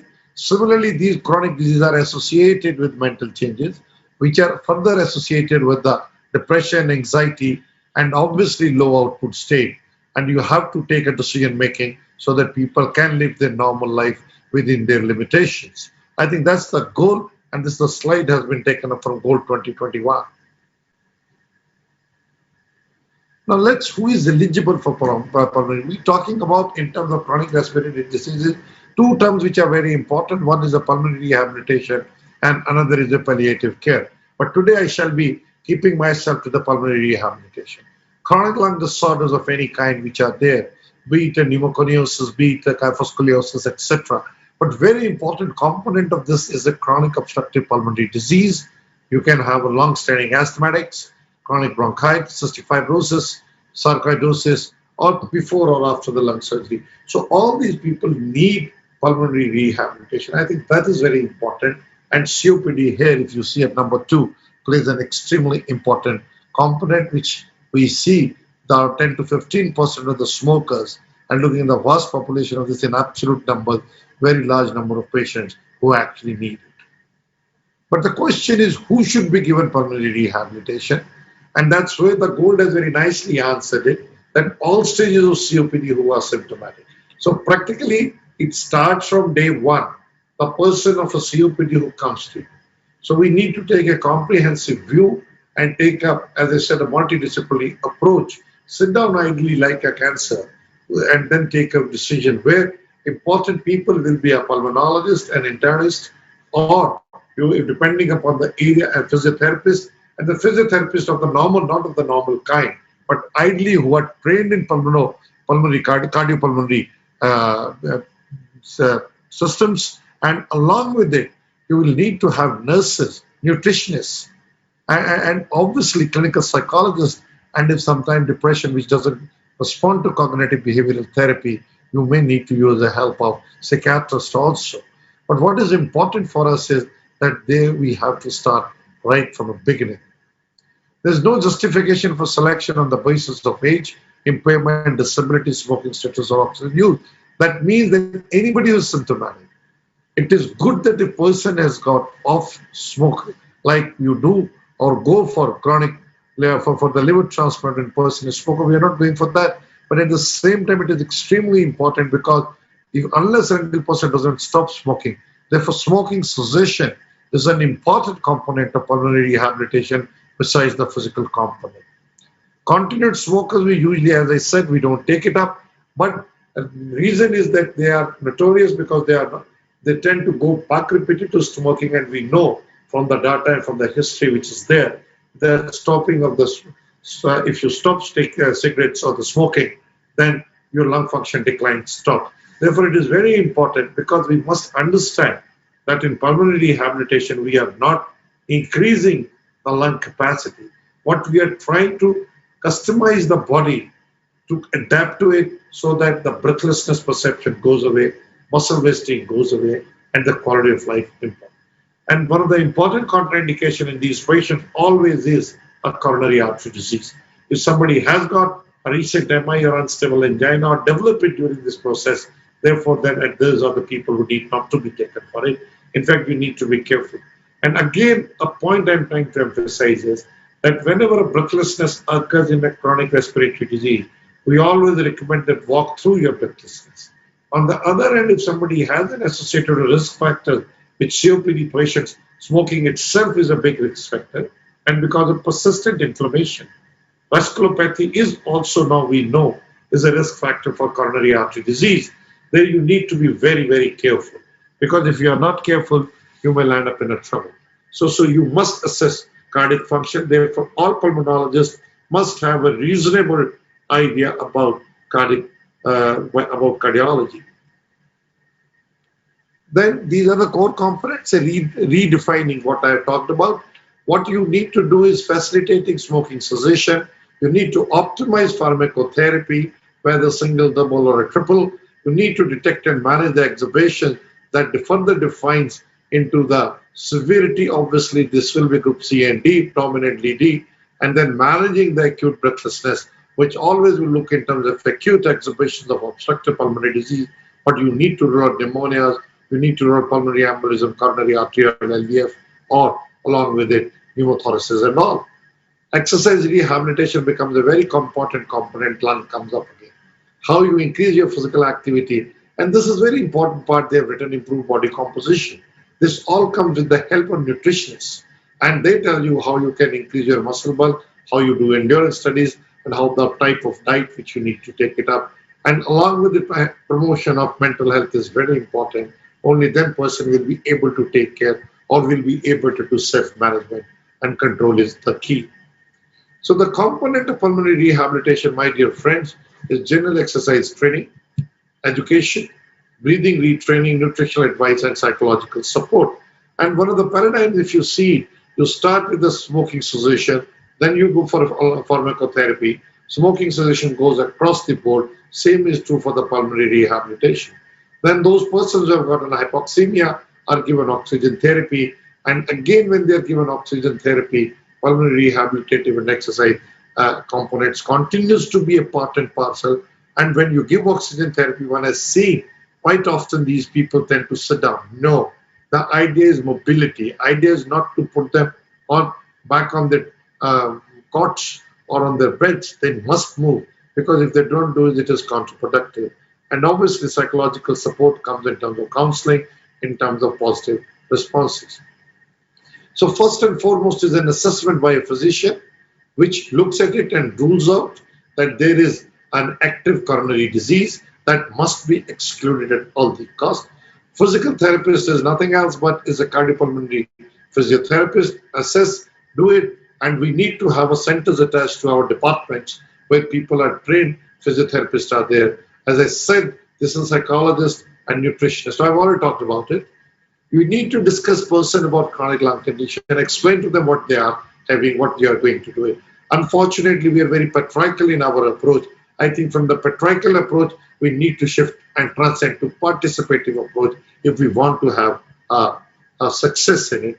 But nevertheless, sometimes you need to dominate it and tell them very firmly it is needed and required. And the exercises which we do, it helps us breathing better and should also allow us to do more physical activity, like climbing up the stairs. If you have a 2-floor house, you can go to the next floor and so on and so forth. Cessation smoking cessation actually is a very tough job. It is one far bigger, it is as bigger or a far bigger problem than alcohol intake. Similarly, therefore, it is important, we are seeing it in intensive care units, that the withdrawal creates a huge problem for us, and practically 1/3 of our patients now, especially male patients, we are using nicotine patches to take care of this withdrawal, besides using your, what you call, haloperidol and other drugs. Nutrition, I've already talked about it, and the quality of food and choice of proteins and vitamins is very important. So the pre-programmatic evaluation is the key. This is done by a physician, whether it's a general physician, pulmonary physician, or by anybody who is interested in it, or it can also be done by a trained cardiopulmonary therapist. We do a real-time evaluation. We look at it as the level of breathlessness on Bob Dyspnea scale and on also Medical Research Council modified scaling, and we categorize it because that is how you quantify whether over a period of time it is improving or not. And we ask the patient to recall their symptoms in terms of cough, in terms of breathlessness, any orthopnea, PND, etc. Performance evaluation is done in the form of lung functions, blood gases, or oximetry. Blood gases will be always preferred, at least to begin with, because it can give us the metabolic status to us and what is the level of carbon dioxide. We need to assess current exercise tolerance, and the most important test in armamentarium is a 6-minute walk test. Somewhere you don't have, you can modify it and you can do it. We are doing it very regularly in our department at PGI North. Similarly, the CPAP machines are not available at most of the time, but it is a far more role to play in dyspnea of unknown origin. But nevertheless, CPAP plays an extremely important role in pre-operative assessment, especially in malignancies or people with the high risk of having peri-infarction or post-pulmonary complications.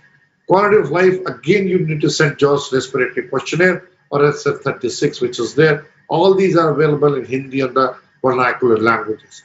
Similarly, we need to look at it respiratory and peripheral muscle strength. These are the things can be done in the lab. We have the ability to do MIP and MEP, that is maximum inspiratory and expiratory pressures. We can check it up. And similarly, peripheral muscle length, you can do it by clamping and other things. Nutritional assessment again is the key. That is why nutritionists should be part of the team. Unfortunately, medical profession thinks that everything moves with the drugs, but nutrition is an important component.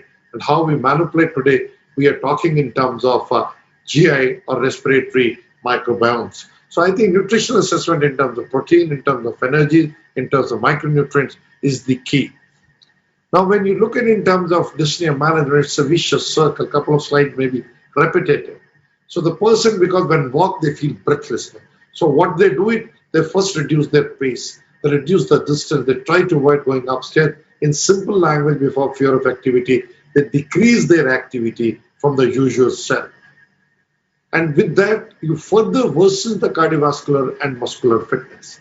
And that in terms lead to aggravation of pulmonary disease, but because primarily it is your muscles which move the air in and out, that pump, probably the muscles start getting fatigued and die. And if you have decreased compliance with the heart, then probably you will feel far more breathlessness, and muscle fitness goes, you have increased lactate, causing more dyspnea perception, which is a sensory sign and symptom. So this is another way it is presented, that respiratory impairment, so breathlessness and exertion, absenteeism during exercise, physical deconditioning. Further, so this is a vicious circle which keeps on. Remember, no breathlessness will ever take place without involvement of lungs. Therefore, even if you have any time person complains of breathlessness, please look at lungs very carefully. I think that's the key which you should remember. Patient avoid breathlessness again is the same way. So it's a spiral which goes on and the things move ahead. And lesser the muscular activity, lesser is the mobility and the performance status, higher is the mortality. So what you need to break this cycle to save your lungs and to save yourself. I think we need to remember very clearly is that it leads to breathlessness, so we need to reduce the deconditioning. So the type of training in the muscle activity is most important. You can give continuous or internal or interval exercises. Traditional have been continuous high intensity, but what we are finding over a period of time, interval training is giving us a similar results, and endurance is much better. Similarly, breathing training is important. Yoga, I think, does a lot of role in terms of autonomic controls which you can get with this, or mobilization of autonomic system you can do. First lap and diaphragmatic breathing again are important, which have been rediscovered by the people during now in the COVID epidemic to reduce breathlessness in these cases. So it is this breathing training is usually associated with improvement in total lung capacity, breathlessness, and saturations. Remember one thing, in patients of COPD, it's an airway trapping. So you have far higher residual volume and far higher KLCs. So you need to use pulsed breathing beautifully so that surely, and you need to train it so that they're able to decongest their lungs. Like you have a failure, so you need to decongest the ventricles. Here it's a type of failure. So by the help of pulsed breathing, you're trying to decongest or deaerate your lungs. And diaphragm improves, like improving the cardiac contractility, improving the functioning of the muscles, and leading on to better contractility and improvement. So endurance exercises are important, and training load should be more than the loads patient experiences in daily. I think that's important. You calculate the maximum work rate with the 6-minute walk test, how much person can do it, and then gradually on the basis of that, you put it up 60 to 70 minutes, and then you try to give it 3 to 5 minutes per week for 20 to 60 minutes. I think that is very important. And these are the exercises of choice. Similarly, you do a muscle strengthening. These are simple weights you can pick up and do it. It will help you building muscle mass along with protein intake. Now, individual muscle groups should be trained by repetitive lifting of weights. And ultimately, you will see once that happens, you will be able to have a lower oxygen consumption for the similar activity and for the similar ventilation. And that will lead to improvement in breathlessness perception. These are required primarily, it should be endurance one, but if those who are finding it difficult, then you should start with the strength training muscles. You can do a lower extremity exercise, which can be simply walking, treadmill. You can have a stationary bicycle, or simply going up and down and sit and stand, depending upon what you are comfortable with. But remember one thing, if you have a weakness of for your quadriceps, you may have a sit and stand may be a little difficult, or climbing, you may feel far more breathlessness than coming back. But nevertheless, that means it's one message is, if you want to exercise, you can find out ways and means as per available in your homes or at your working place. Upper extremity exercises is relatively less. They're far more great breathlessness. But what is very important is respiratory and postural muscles do it. So upper extremity training is a decreased ability for these muscles to participate. Ventilation, and that can help you out. Similarly, you need to train your accessory muscles, and evidence to support is task-specific performance. It tends, especially when you're working with your hand, which is a long component, some people breathless with it, it can help you out. So these are the arm cycle ergometers which you can do it, or unsupported arm lifting. It's a simple exercise which you do, and you can actually lift weight. If you don't have the weight, you can take some heavy object, half a kg, 100 grams to 200 grams, and gradually build it up. It can work it out for you.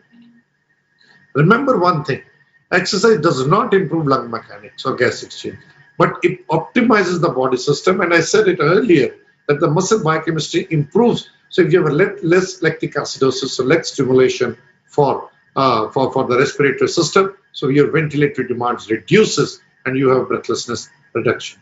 Similarly, when you have a slowing of the rate, you will have more time for lungs to expire the air or exhale the air out. And desensitization gradually takes over. And obviously, exercise have antidepressant effect, increases the social interaction, self-management, and improves your adaptive behaviors. Personally, breathing is key. You sit down, you straight but relaxed. Breathe in preferably through the nose. And personally, you put your hand or tripod position and you try to shake and try to put a sort of expiratory retard so that the muscles, so that you can exhale slowly. People are trying to use different devices which have got external peak. So when you prove it, it puts some resistance, and that expiratory retard keeps your smaller airways open, which are without any cartilage, and it helps in deflating the lungs. Diaphragmatic breathing is also important, and I think we need to practice and let our patients know about it, and it can help us there. So the question comes of where the training should be there. It should be hospital-based, it should be home-based and community-based. Now, home-based will be becoming what COVID epidemic has showed us, that probably in the coming digital health will be playing a lot of role.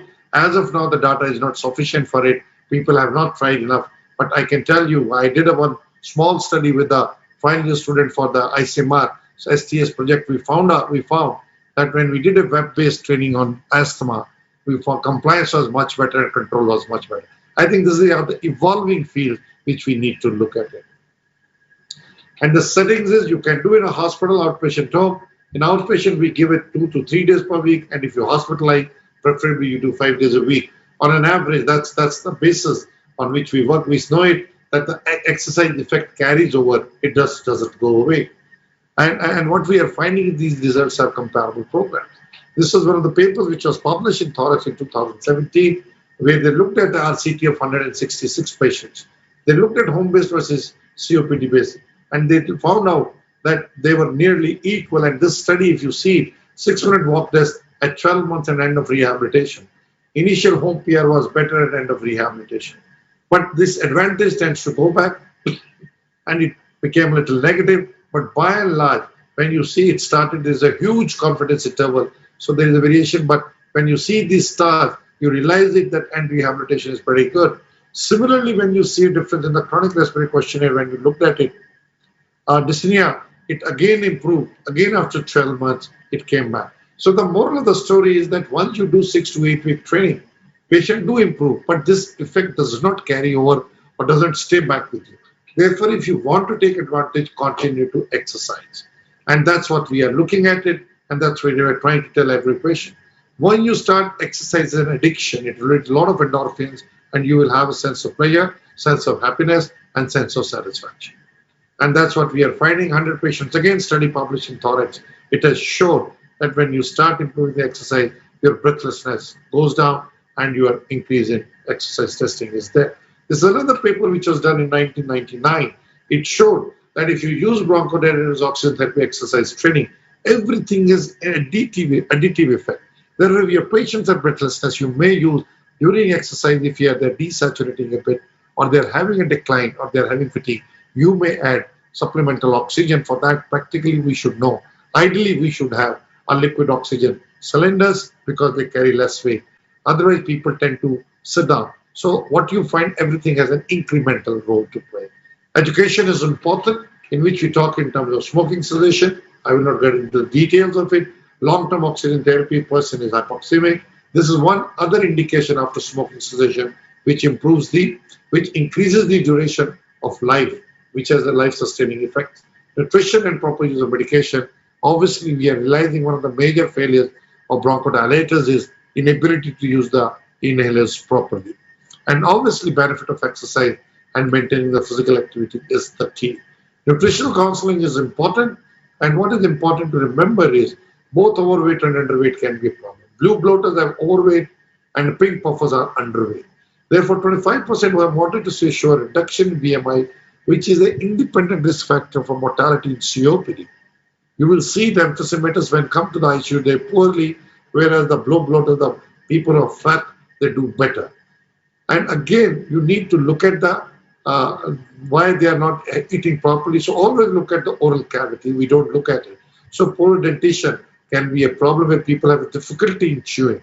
And also people tend to have a breathlessness while eating. Remember one thing, there's enough data which shows when COPD patients, they eat, their saturations can drop from 2 to 10%.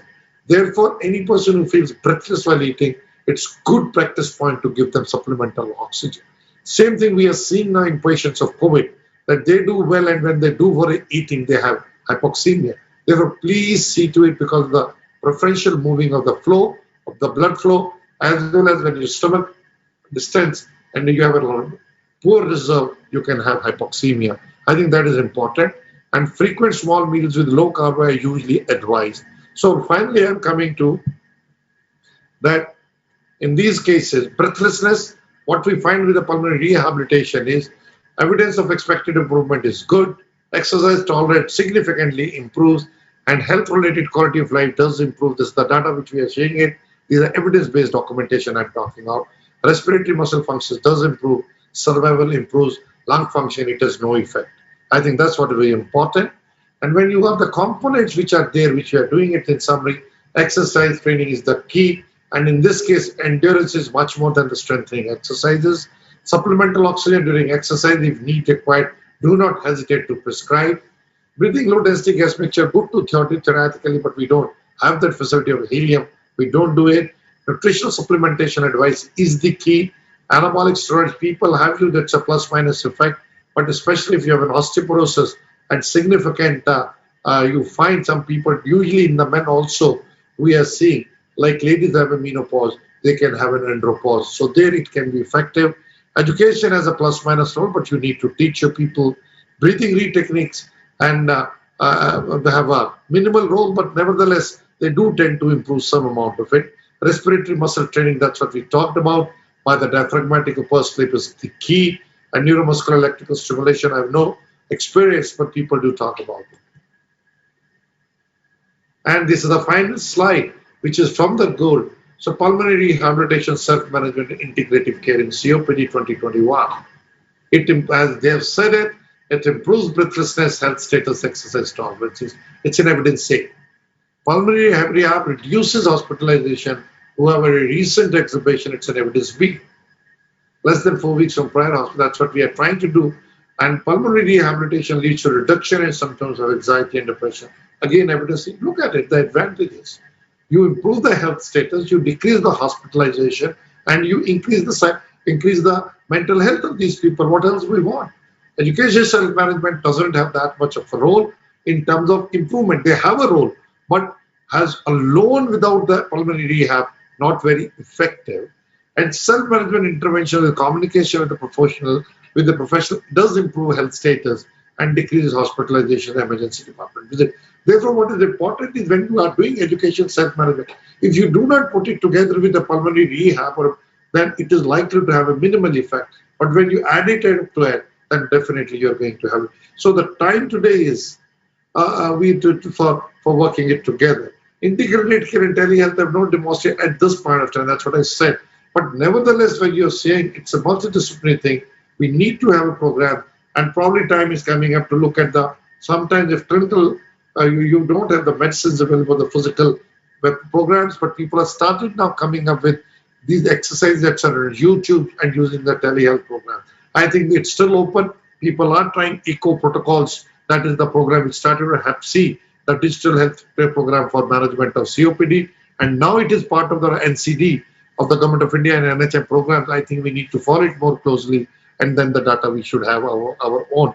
But I must say, as a doctor, we are far comfortable writing prescriptions of drugs than looking at these non-pharmacological intervention, which actually have equal or more benefit than anything else. So thank you, my dear friends. You don't have to live with the breathing difficulty and limited activity all your life.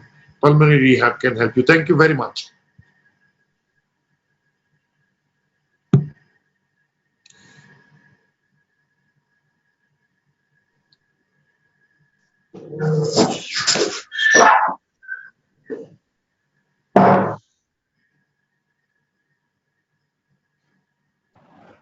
Hello.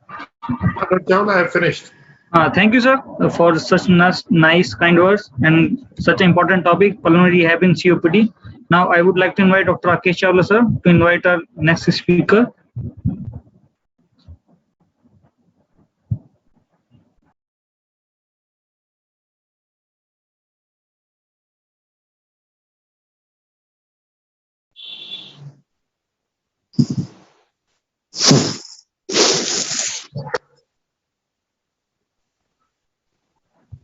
Can I share the screen now?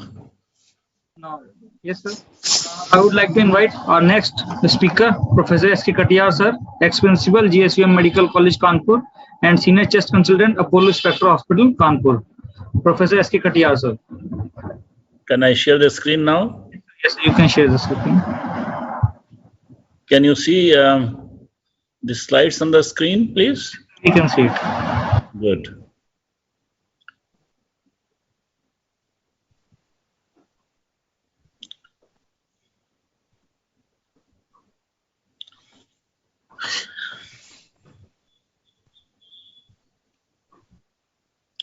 So, friends, let me first of all thank Dr. Rakesh Chawla, a great organizer, a person who will keep organizing events so often.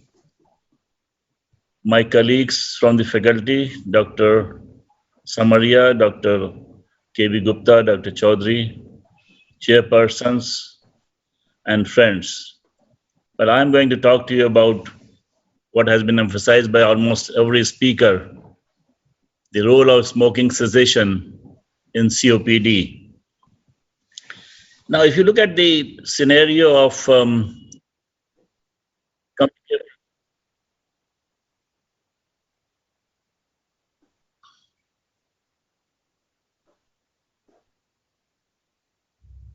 thank you. Thanks. So if you look at the disease scenario, it has been changing in our country. From communicable diseases, we are going towards non-communicable diseases. In the ICMR survey, which was done in 2017, for a period of 1990 to 2006, what they found was that the communicable diseases dropped down from 61% to 33%. And whereas in the same period, the non-communicable diseases, they are rising, and they rose from 30 to 55%. And if the trend goes like this, it is likely to become, the non-communicable diseases are likely to become 75% by the year 2030. And among these non-communicable diseases, the important ones are, of course, the chronic lung diseases, which includes COPD, cancer, which includes lung cancer.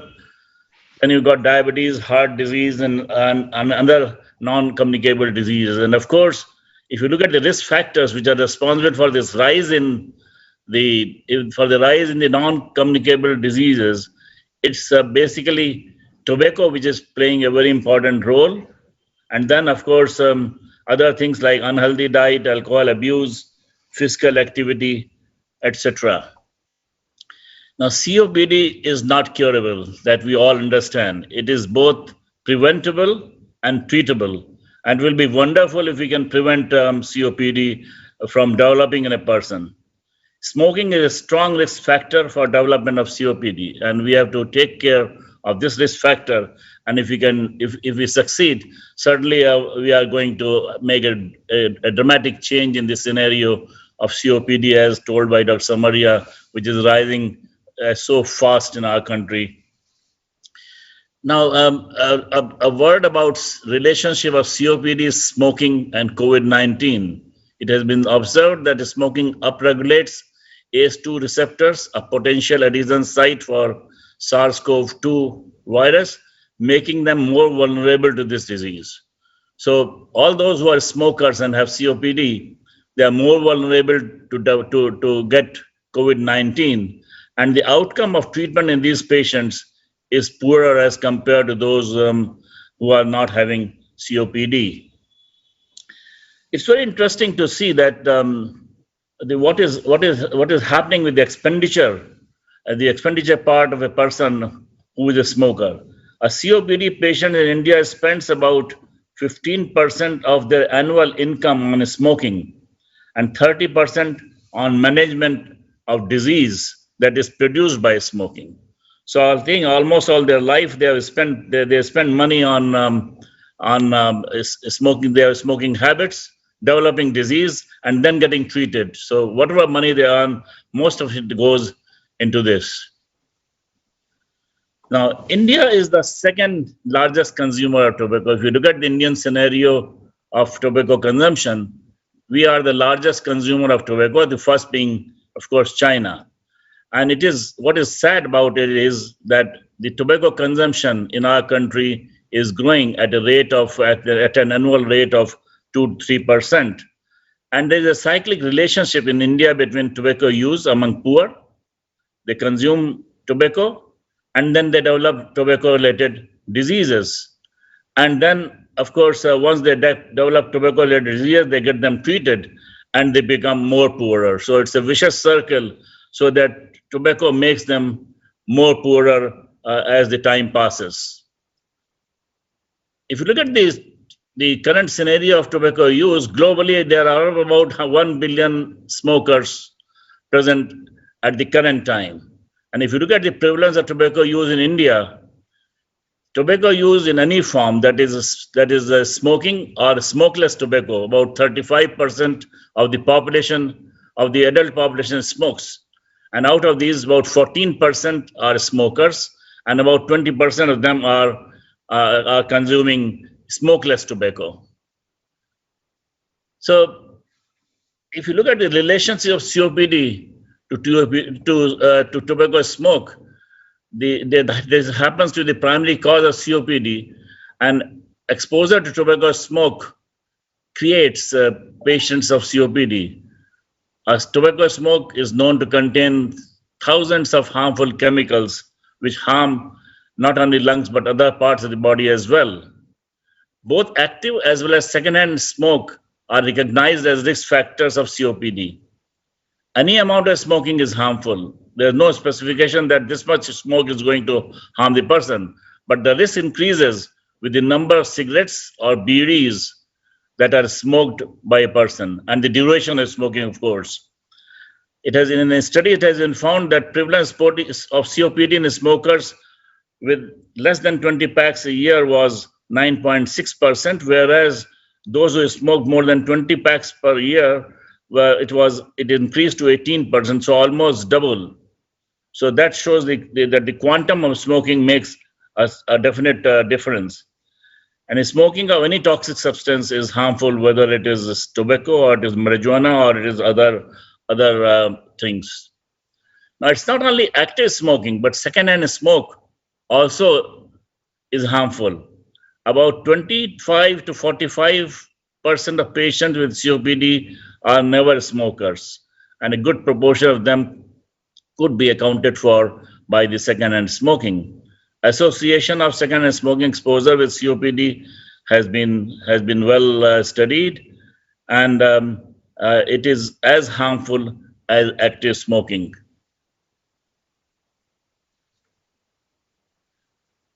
Now, secondhand smoke is a significant problem in India, both in indoor and outdoor. A study in India showed that 70 to 80% of male smokers regularly smoked at home, and 3 out of 10 adults in indoors are exposed to this secondhand smoke.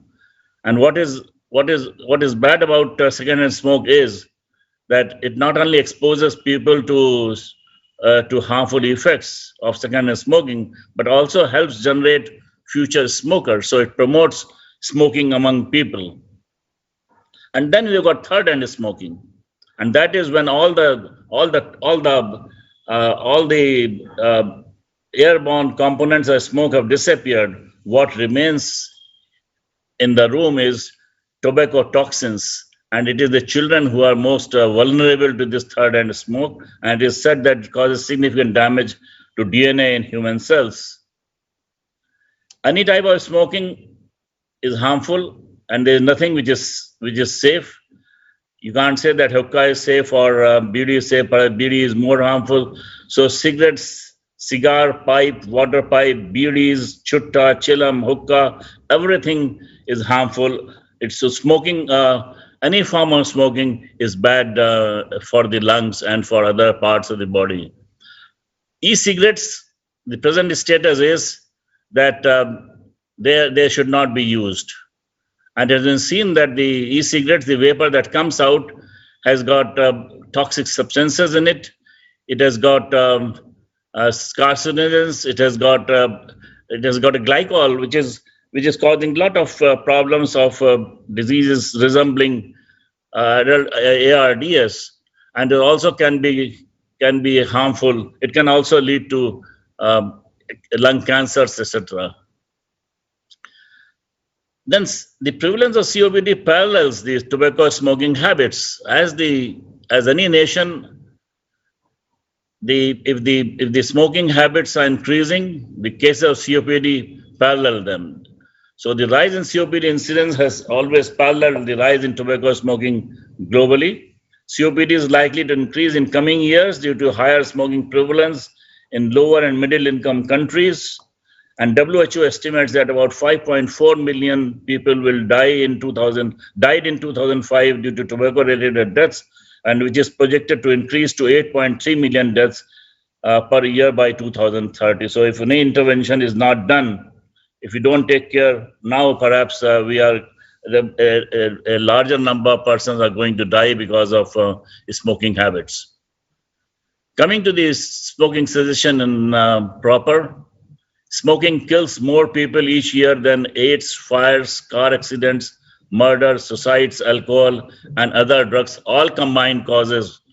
When you combine everything else, all these causes, smoking still stands higher than that.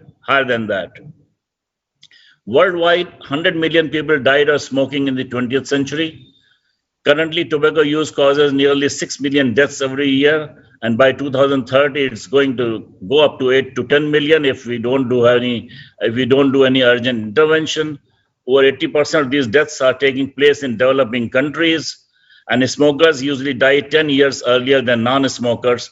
And during 21st century, 1 billion people are likely to die because of smoking-related diseases. If you look at the death toll in our country, about 1 million people die every year in our country, 2,740 people every day, 114 every hour, and perhaps 2 Indians die every minute. And what is bad about it is that nearly 50% of these people are illiterate. They do not know the hazards of smoking, and they cannot be taught about it. In India, 5 million children under the age of 15 are addicted to tobacco. Now, if a person who is a smoker, if he quits smoking, what are the health benefits to the lungs? It reduces the risk of developing COPD. Those with COPD, it slows the progression of disease and reduces the loss of lung function. The lung function fall which is occurring with the smoking stops. It reduces respiratory symptoms. It reduces respiratory infections like bronchitis, pneumonia. And it also in cases, it has been seen that it may improve lung function, reduce symptoms, and improve treatment outcomes among persons with asthma also. the several health benefits which have been shown because of which has been shown because of quitting smoking, and they are health benefits which occur immediately. Then they've got health benefits which occur in a period of 5 to 10 years, reducing the coronary artery disease prevalence, reducing the chances of cancers of various organs and also the lung cancers. And by 10 to 15 to 20 years, the person becomes almost he becomes almost at par to a non-smoker. But quitting is difficult. It is the nicotine addiction that makes it difficult to quit smoking. 68, which has been seen in a study that 68% adult smokers in US said that they wanted to quit smoking. More than 50% adult smokers report having made a quit attempt in past year. So most of these smokers who are actively smoking, they try to quit, but they are not able to do so. It's only about 10% of them who succeed every year. And in 2015, it has also been reported that 4 out of 9 adult smokers who saw a health professional during the past year did not receive advice to quit. Now, why I'm saying this is it's a treating physician whose advice is followed by the patient.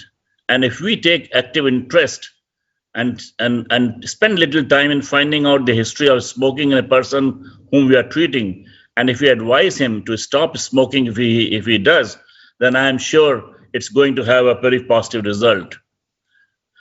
We also have to be a role model to smoking.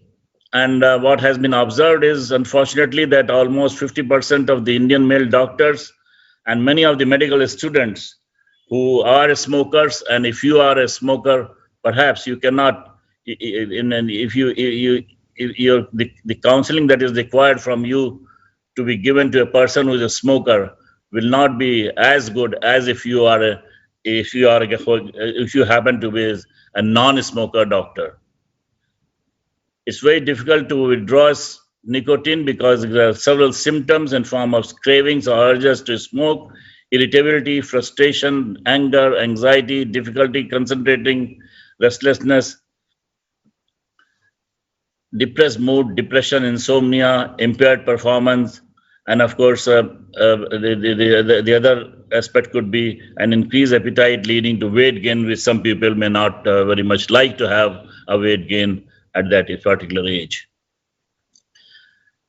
Friends, the priorities need to be changed because it's very difficult to go for stopping smoking, to make a person who is a smoker, who is a heavy smoker, to make him stop smoking, because he is addicted to nicotine, and it's very difficult to see that a person who is addicted to nicotine, that he stops smoking. So the priority should be to prevent smoking initiation.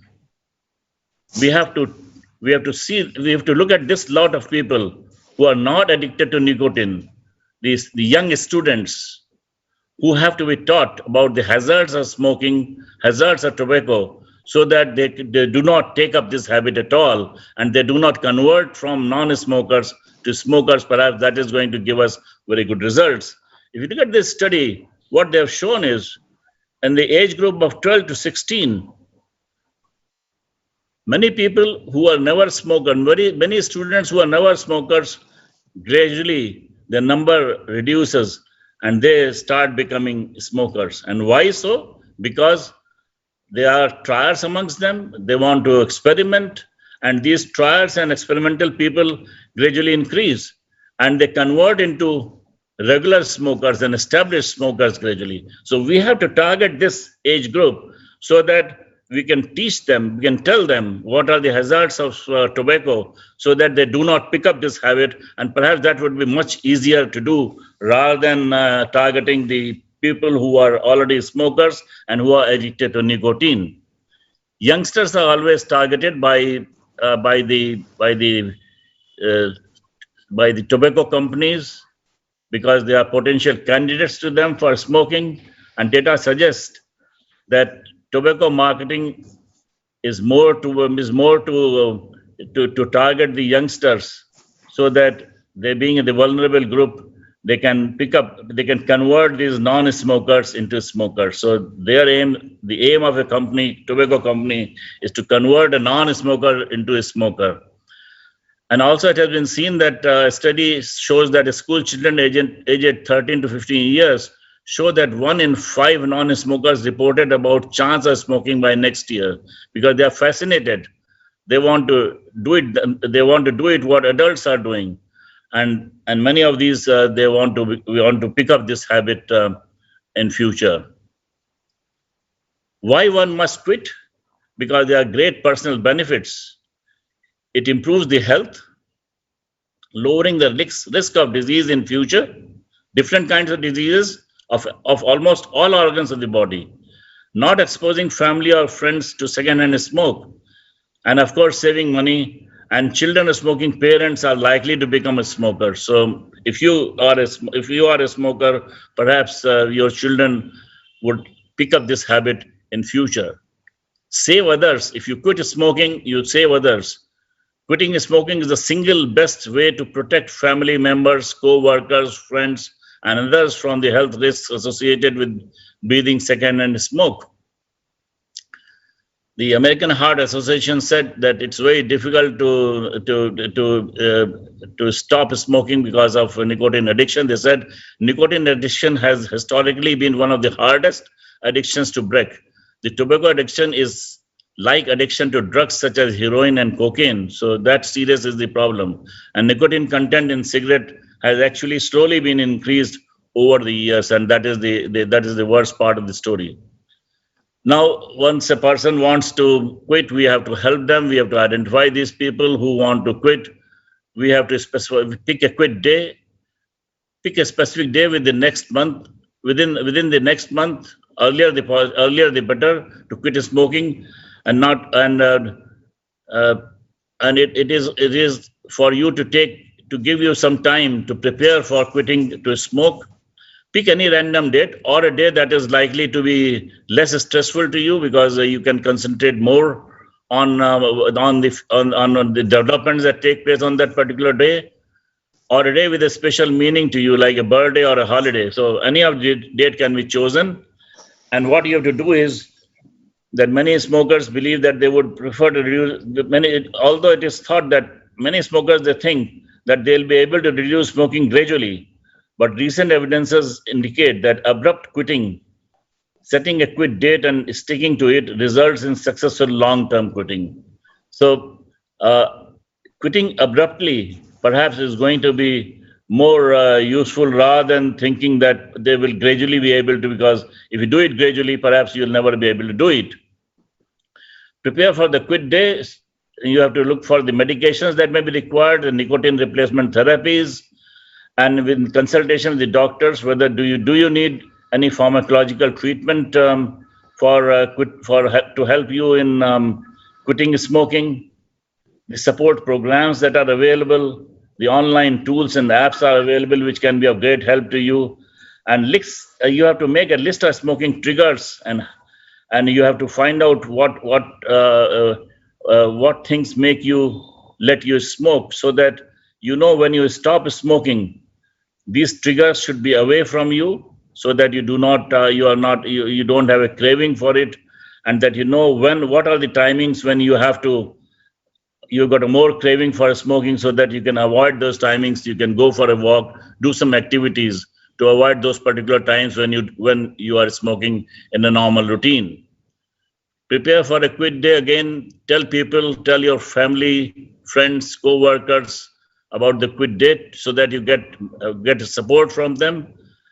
And it is also important to make them patient with your change in mood, because when you quit, your mood changes, and you must tell them that perhaps you may not be, you may be absolutely in a different mood when you have gone for a quit smoking. Clean the house. They get rid of all the smoking materials from home, car, office, and other places, like cigarettes, lighters, matches, and ashtrays, because even the clothing which have got a smell, they should not be there. The upholstery, furniture, etc., should also be cleaned. stock up on substitutes like the nicotine gum, the nicotine patches, and then you've got other aids also which are available. Keep certain things which can, because when you want to play with your hands when you are smoking, so you must have some activities designed so that you can do them when you have quitted smoking. Take benefit of previous experience. You should know if you have failed in past quitting, then you know what were the problems that you faced and how to tackle those problems this time. And then handling a quit day. That's a very difficult day. Don't smoke, not even just once. Use NRT if required, the nicotine replacement therapy. If cravings are strong despite using medication, adjust dosages. So there are many things which have to be done to see that on the day of quitting, you have so many problems which come up, and how do you face those problems, and what you can do about them. Then you've got nicotine replacement therapy in form of nicotine patches, lozenges, gums, then oral inhaler, nasal sprays. They are not available in our country. Then you've got pharmacological therapy, and combinations of nicotine replacement and pharmacological therapy can also be used. Nicotine replacement therapy, it works on the step-down closing approach that gradually decreases the nicotine intake over 12 weeks, helping to quit smoking. Besides supplying controlled amounts of nicotine, it also spares one from other chemicals found in tobacco. It should be used only for a short time to help manage nicotine cravings and withdrawal, but sometimes some patients may need it for longer periods of time. You have got nicotine patches available as 21 milligram for patients who smoke 20 cigarettes, more than 20 cigarettes a day. Then you got 14 milligram patches, which are designed for those who smoke less than 20 cigarettes a day. And then you got 7 milligram to step down.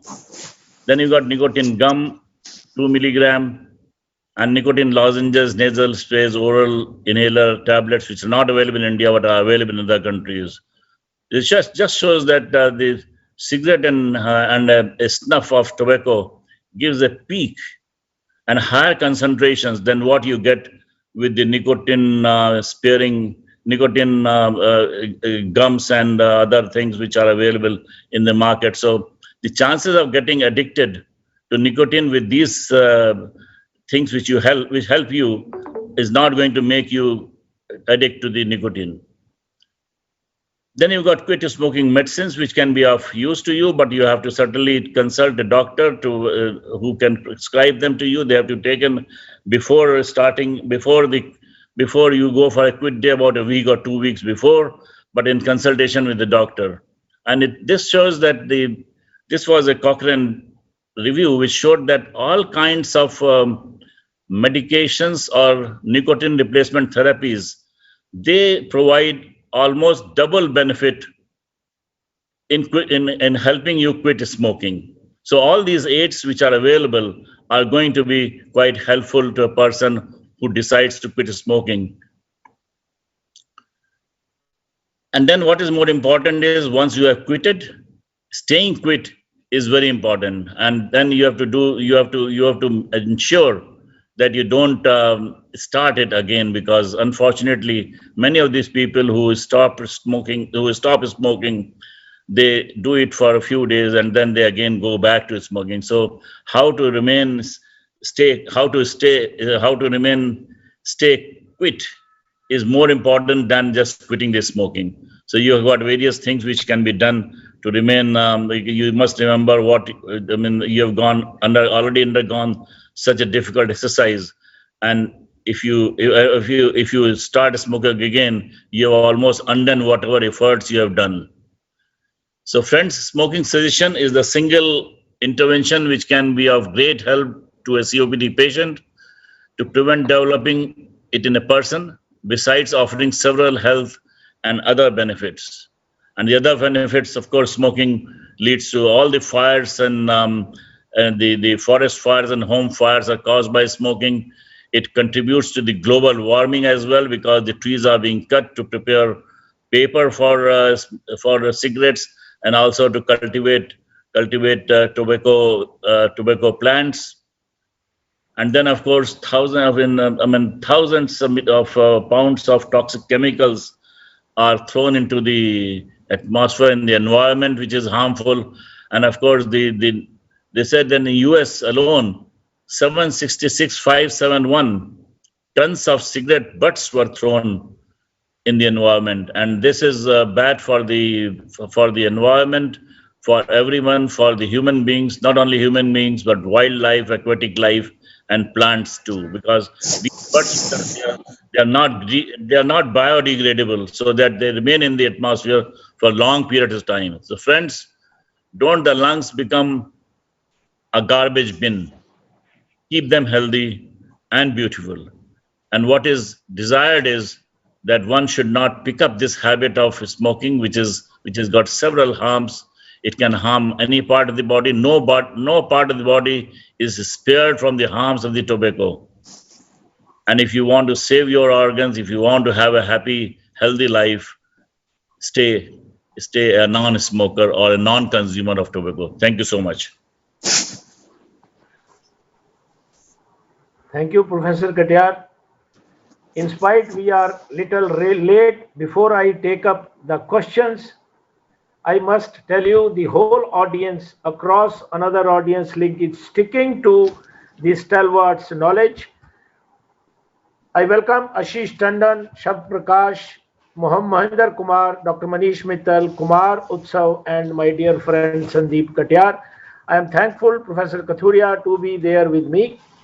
Sir, we started with Professor S.K. Jindal with a sixer on 16th of July. And I am sure today, back-to-back 4 sixes in the form of Professor Samaria, Professor K.B. Gupta, Professor Dhruv Chaudhary, and last but not the least, Professor Katyar, with beautiful and impressive slides. Not a good talk which was of value.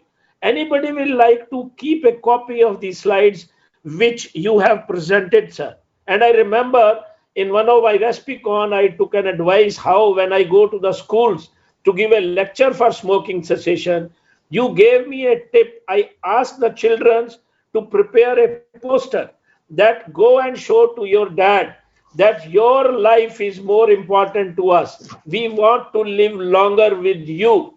Believe it, sir, these 2 punchlines have been so effective when I go to the schools and deliver the lectures. Today, you have finished with 6. After Dhruv Chaudhary, who was a wonderful orator, he's the president of ISCCM, and followed before that Professor K.B. Gupta, a wonderful orator, and Professor Samaria. I think we are finishing these webinar series in a wonderful way with 4 sixes, and the last 6 is the biggest 6. So before coming to the questions, I will like panelists to have the comments or pitch in if they want to ask any question from the speakers or they want to have any comments. So I give first opportunity to all the chairpersons who are there with me before we take the questions from the audience. Sir, anyone?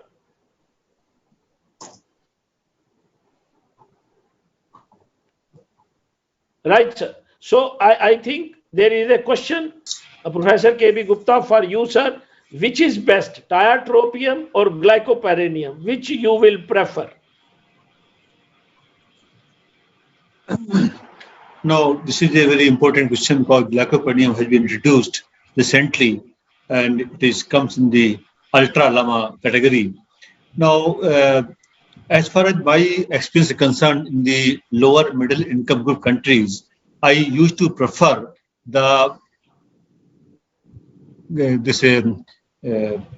tiotropium, right? But see, the studies from the US and the other abroad, they have shown the benefit of the glycopyrronium because it is safety margin with the this cardiac cases. So this is the things.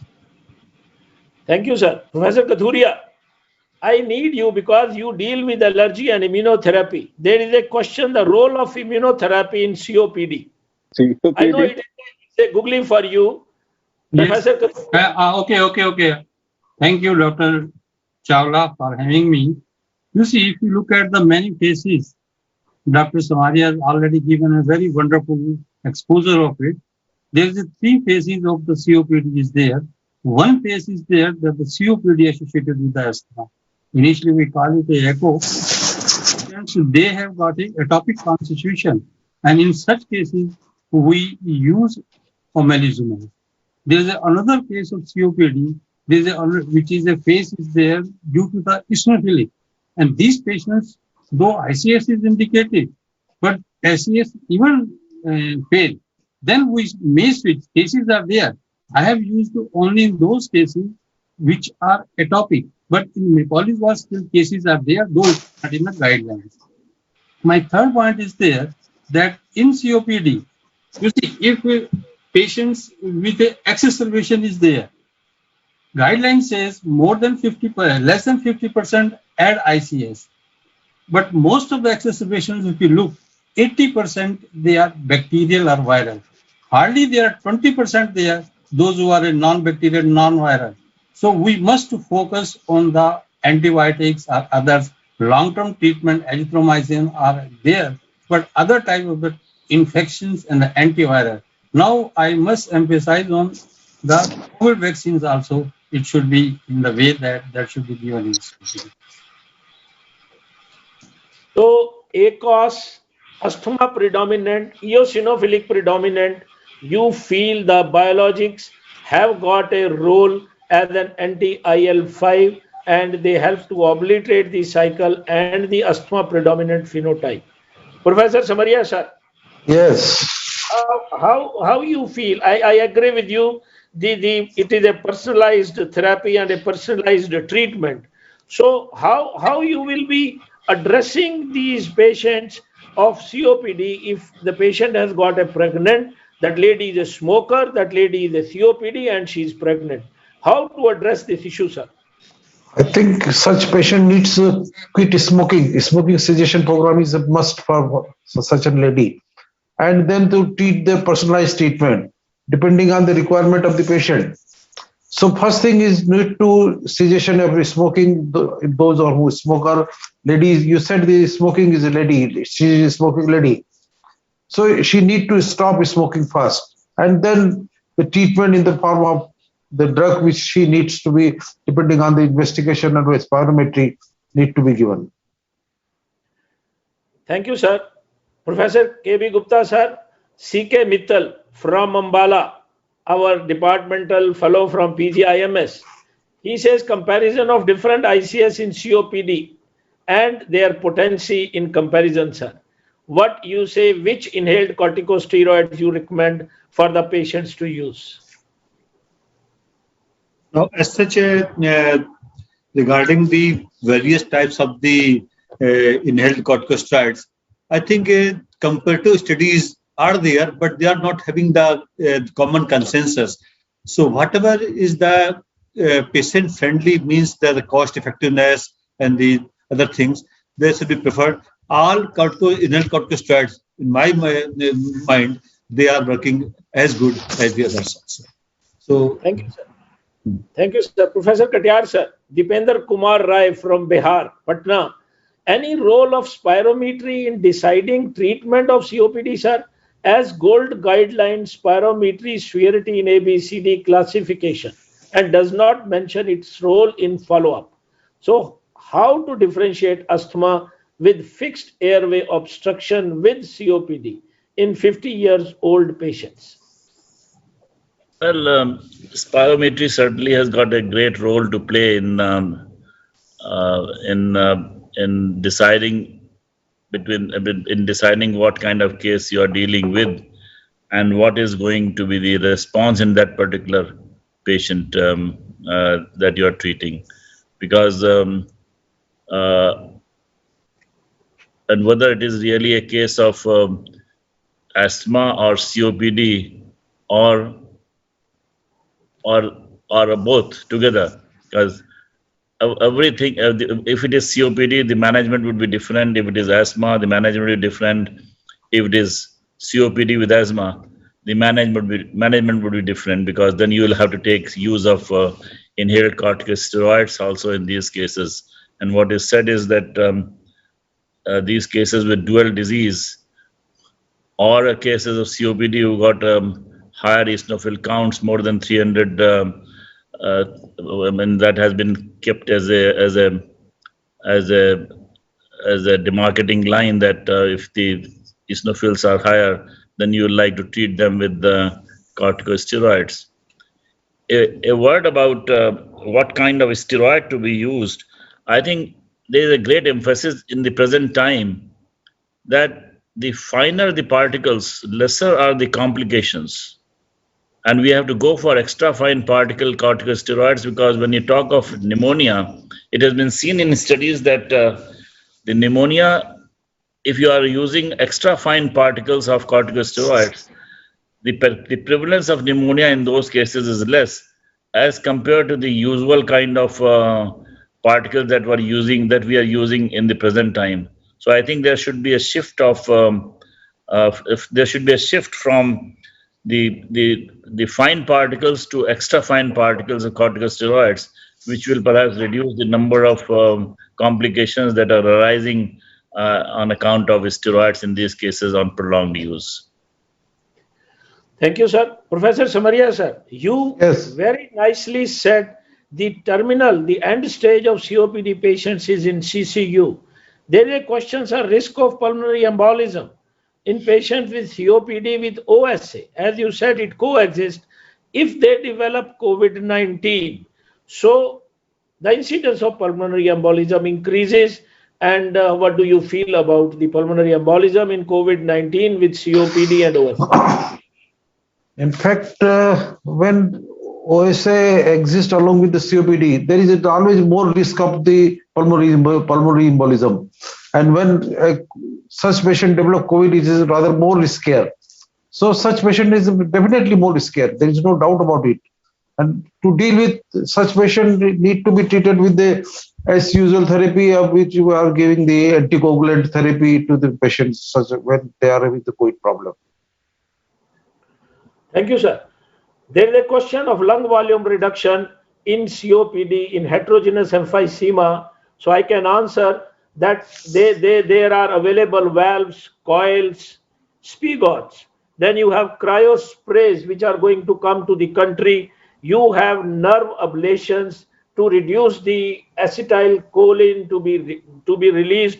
You have steam vapor ablation, which is also coming to the country, and few companies have taken over, are the non-pharmacological interventional bronchoscopy ways for the lung volume reduction. If the patient has the bullous emphysema or patient has an heterogeneous emphysema where bulectomy is to be done, you can have the interventional procedures in the bronchoscopy.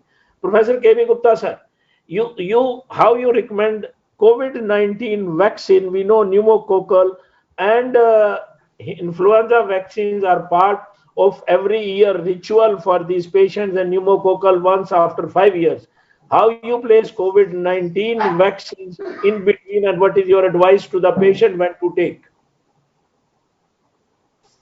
Now, regarding the vaccination schedule, I think when patient is not having the COVID-19, then the annual vaccines are recommended for the COPD patients. And if patient has also associated with the COVID-19 and COPD, then at least a gap of the 15 days or 2 weeks is required after recovery of the patient from the COVID-19 for the further vaccination. Thank you, sir. We know with the beautiful lecture of smoking cessation that it helps to reduce the mortality. Long-term oxygen therapy also is very, very important. I will like some comments from Professor Rajendra Prasad, sir. No doubt. Thank you, Dr. Rakesh Chawla. I must compliment first all the speakers and Professor S.K. Katiyar for his very nice, very exemplary slide, I must say.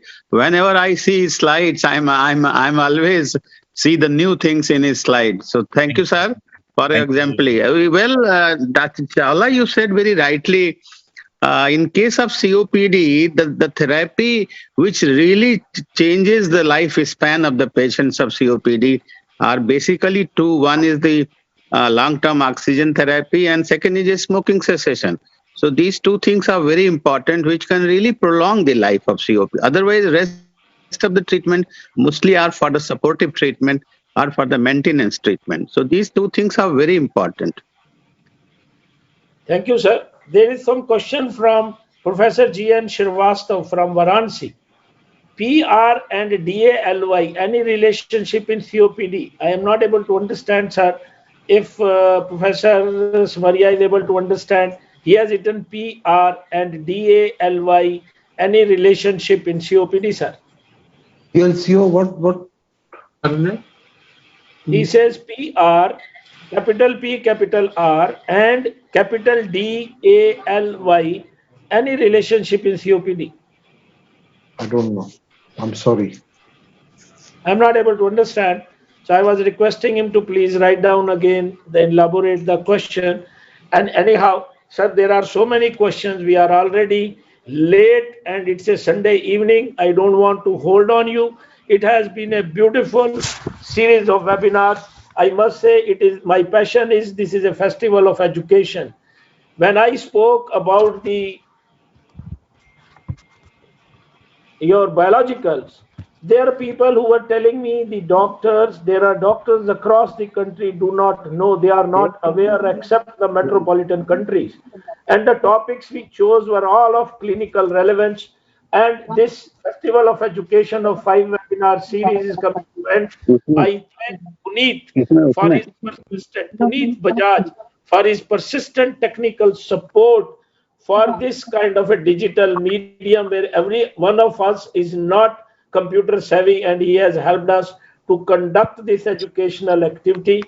I am thankful to all the speakers of 5 webinars and all the chairpersons of 5 webinars, and today especially to Professor Katyar, Professor Samaria, Professor KB Gupta, and Professor Rajinder Prasad, always there to encourage me in all the webinars. And with me till last is Vineet from Kochi. I developed a relationship with him in NEPCON, Dr. Venkat, wonderful boys, and I participated with them in thoracoscopy workshop.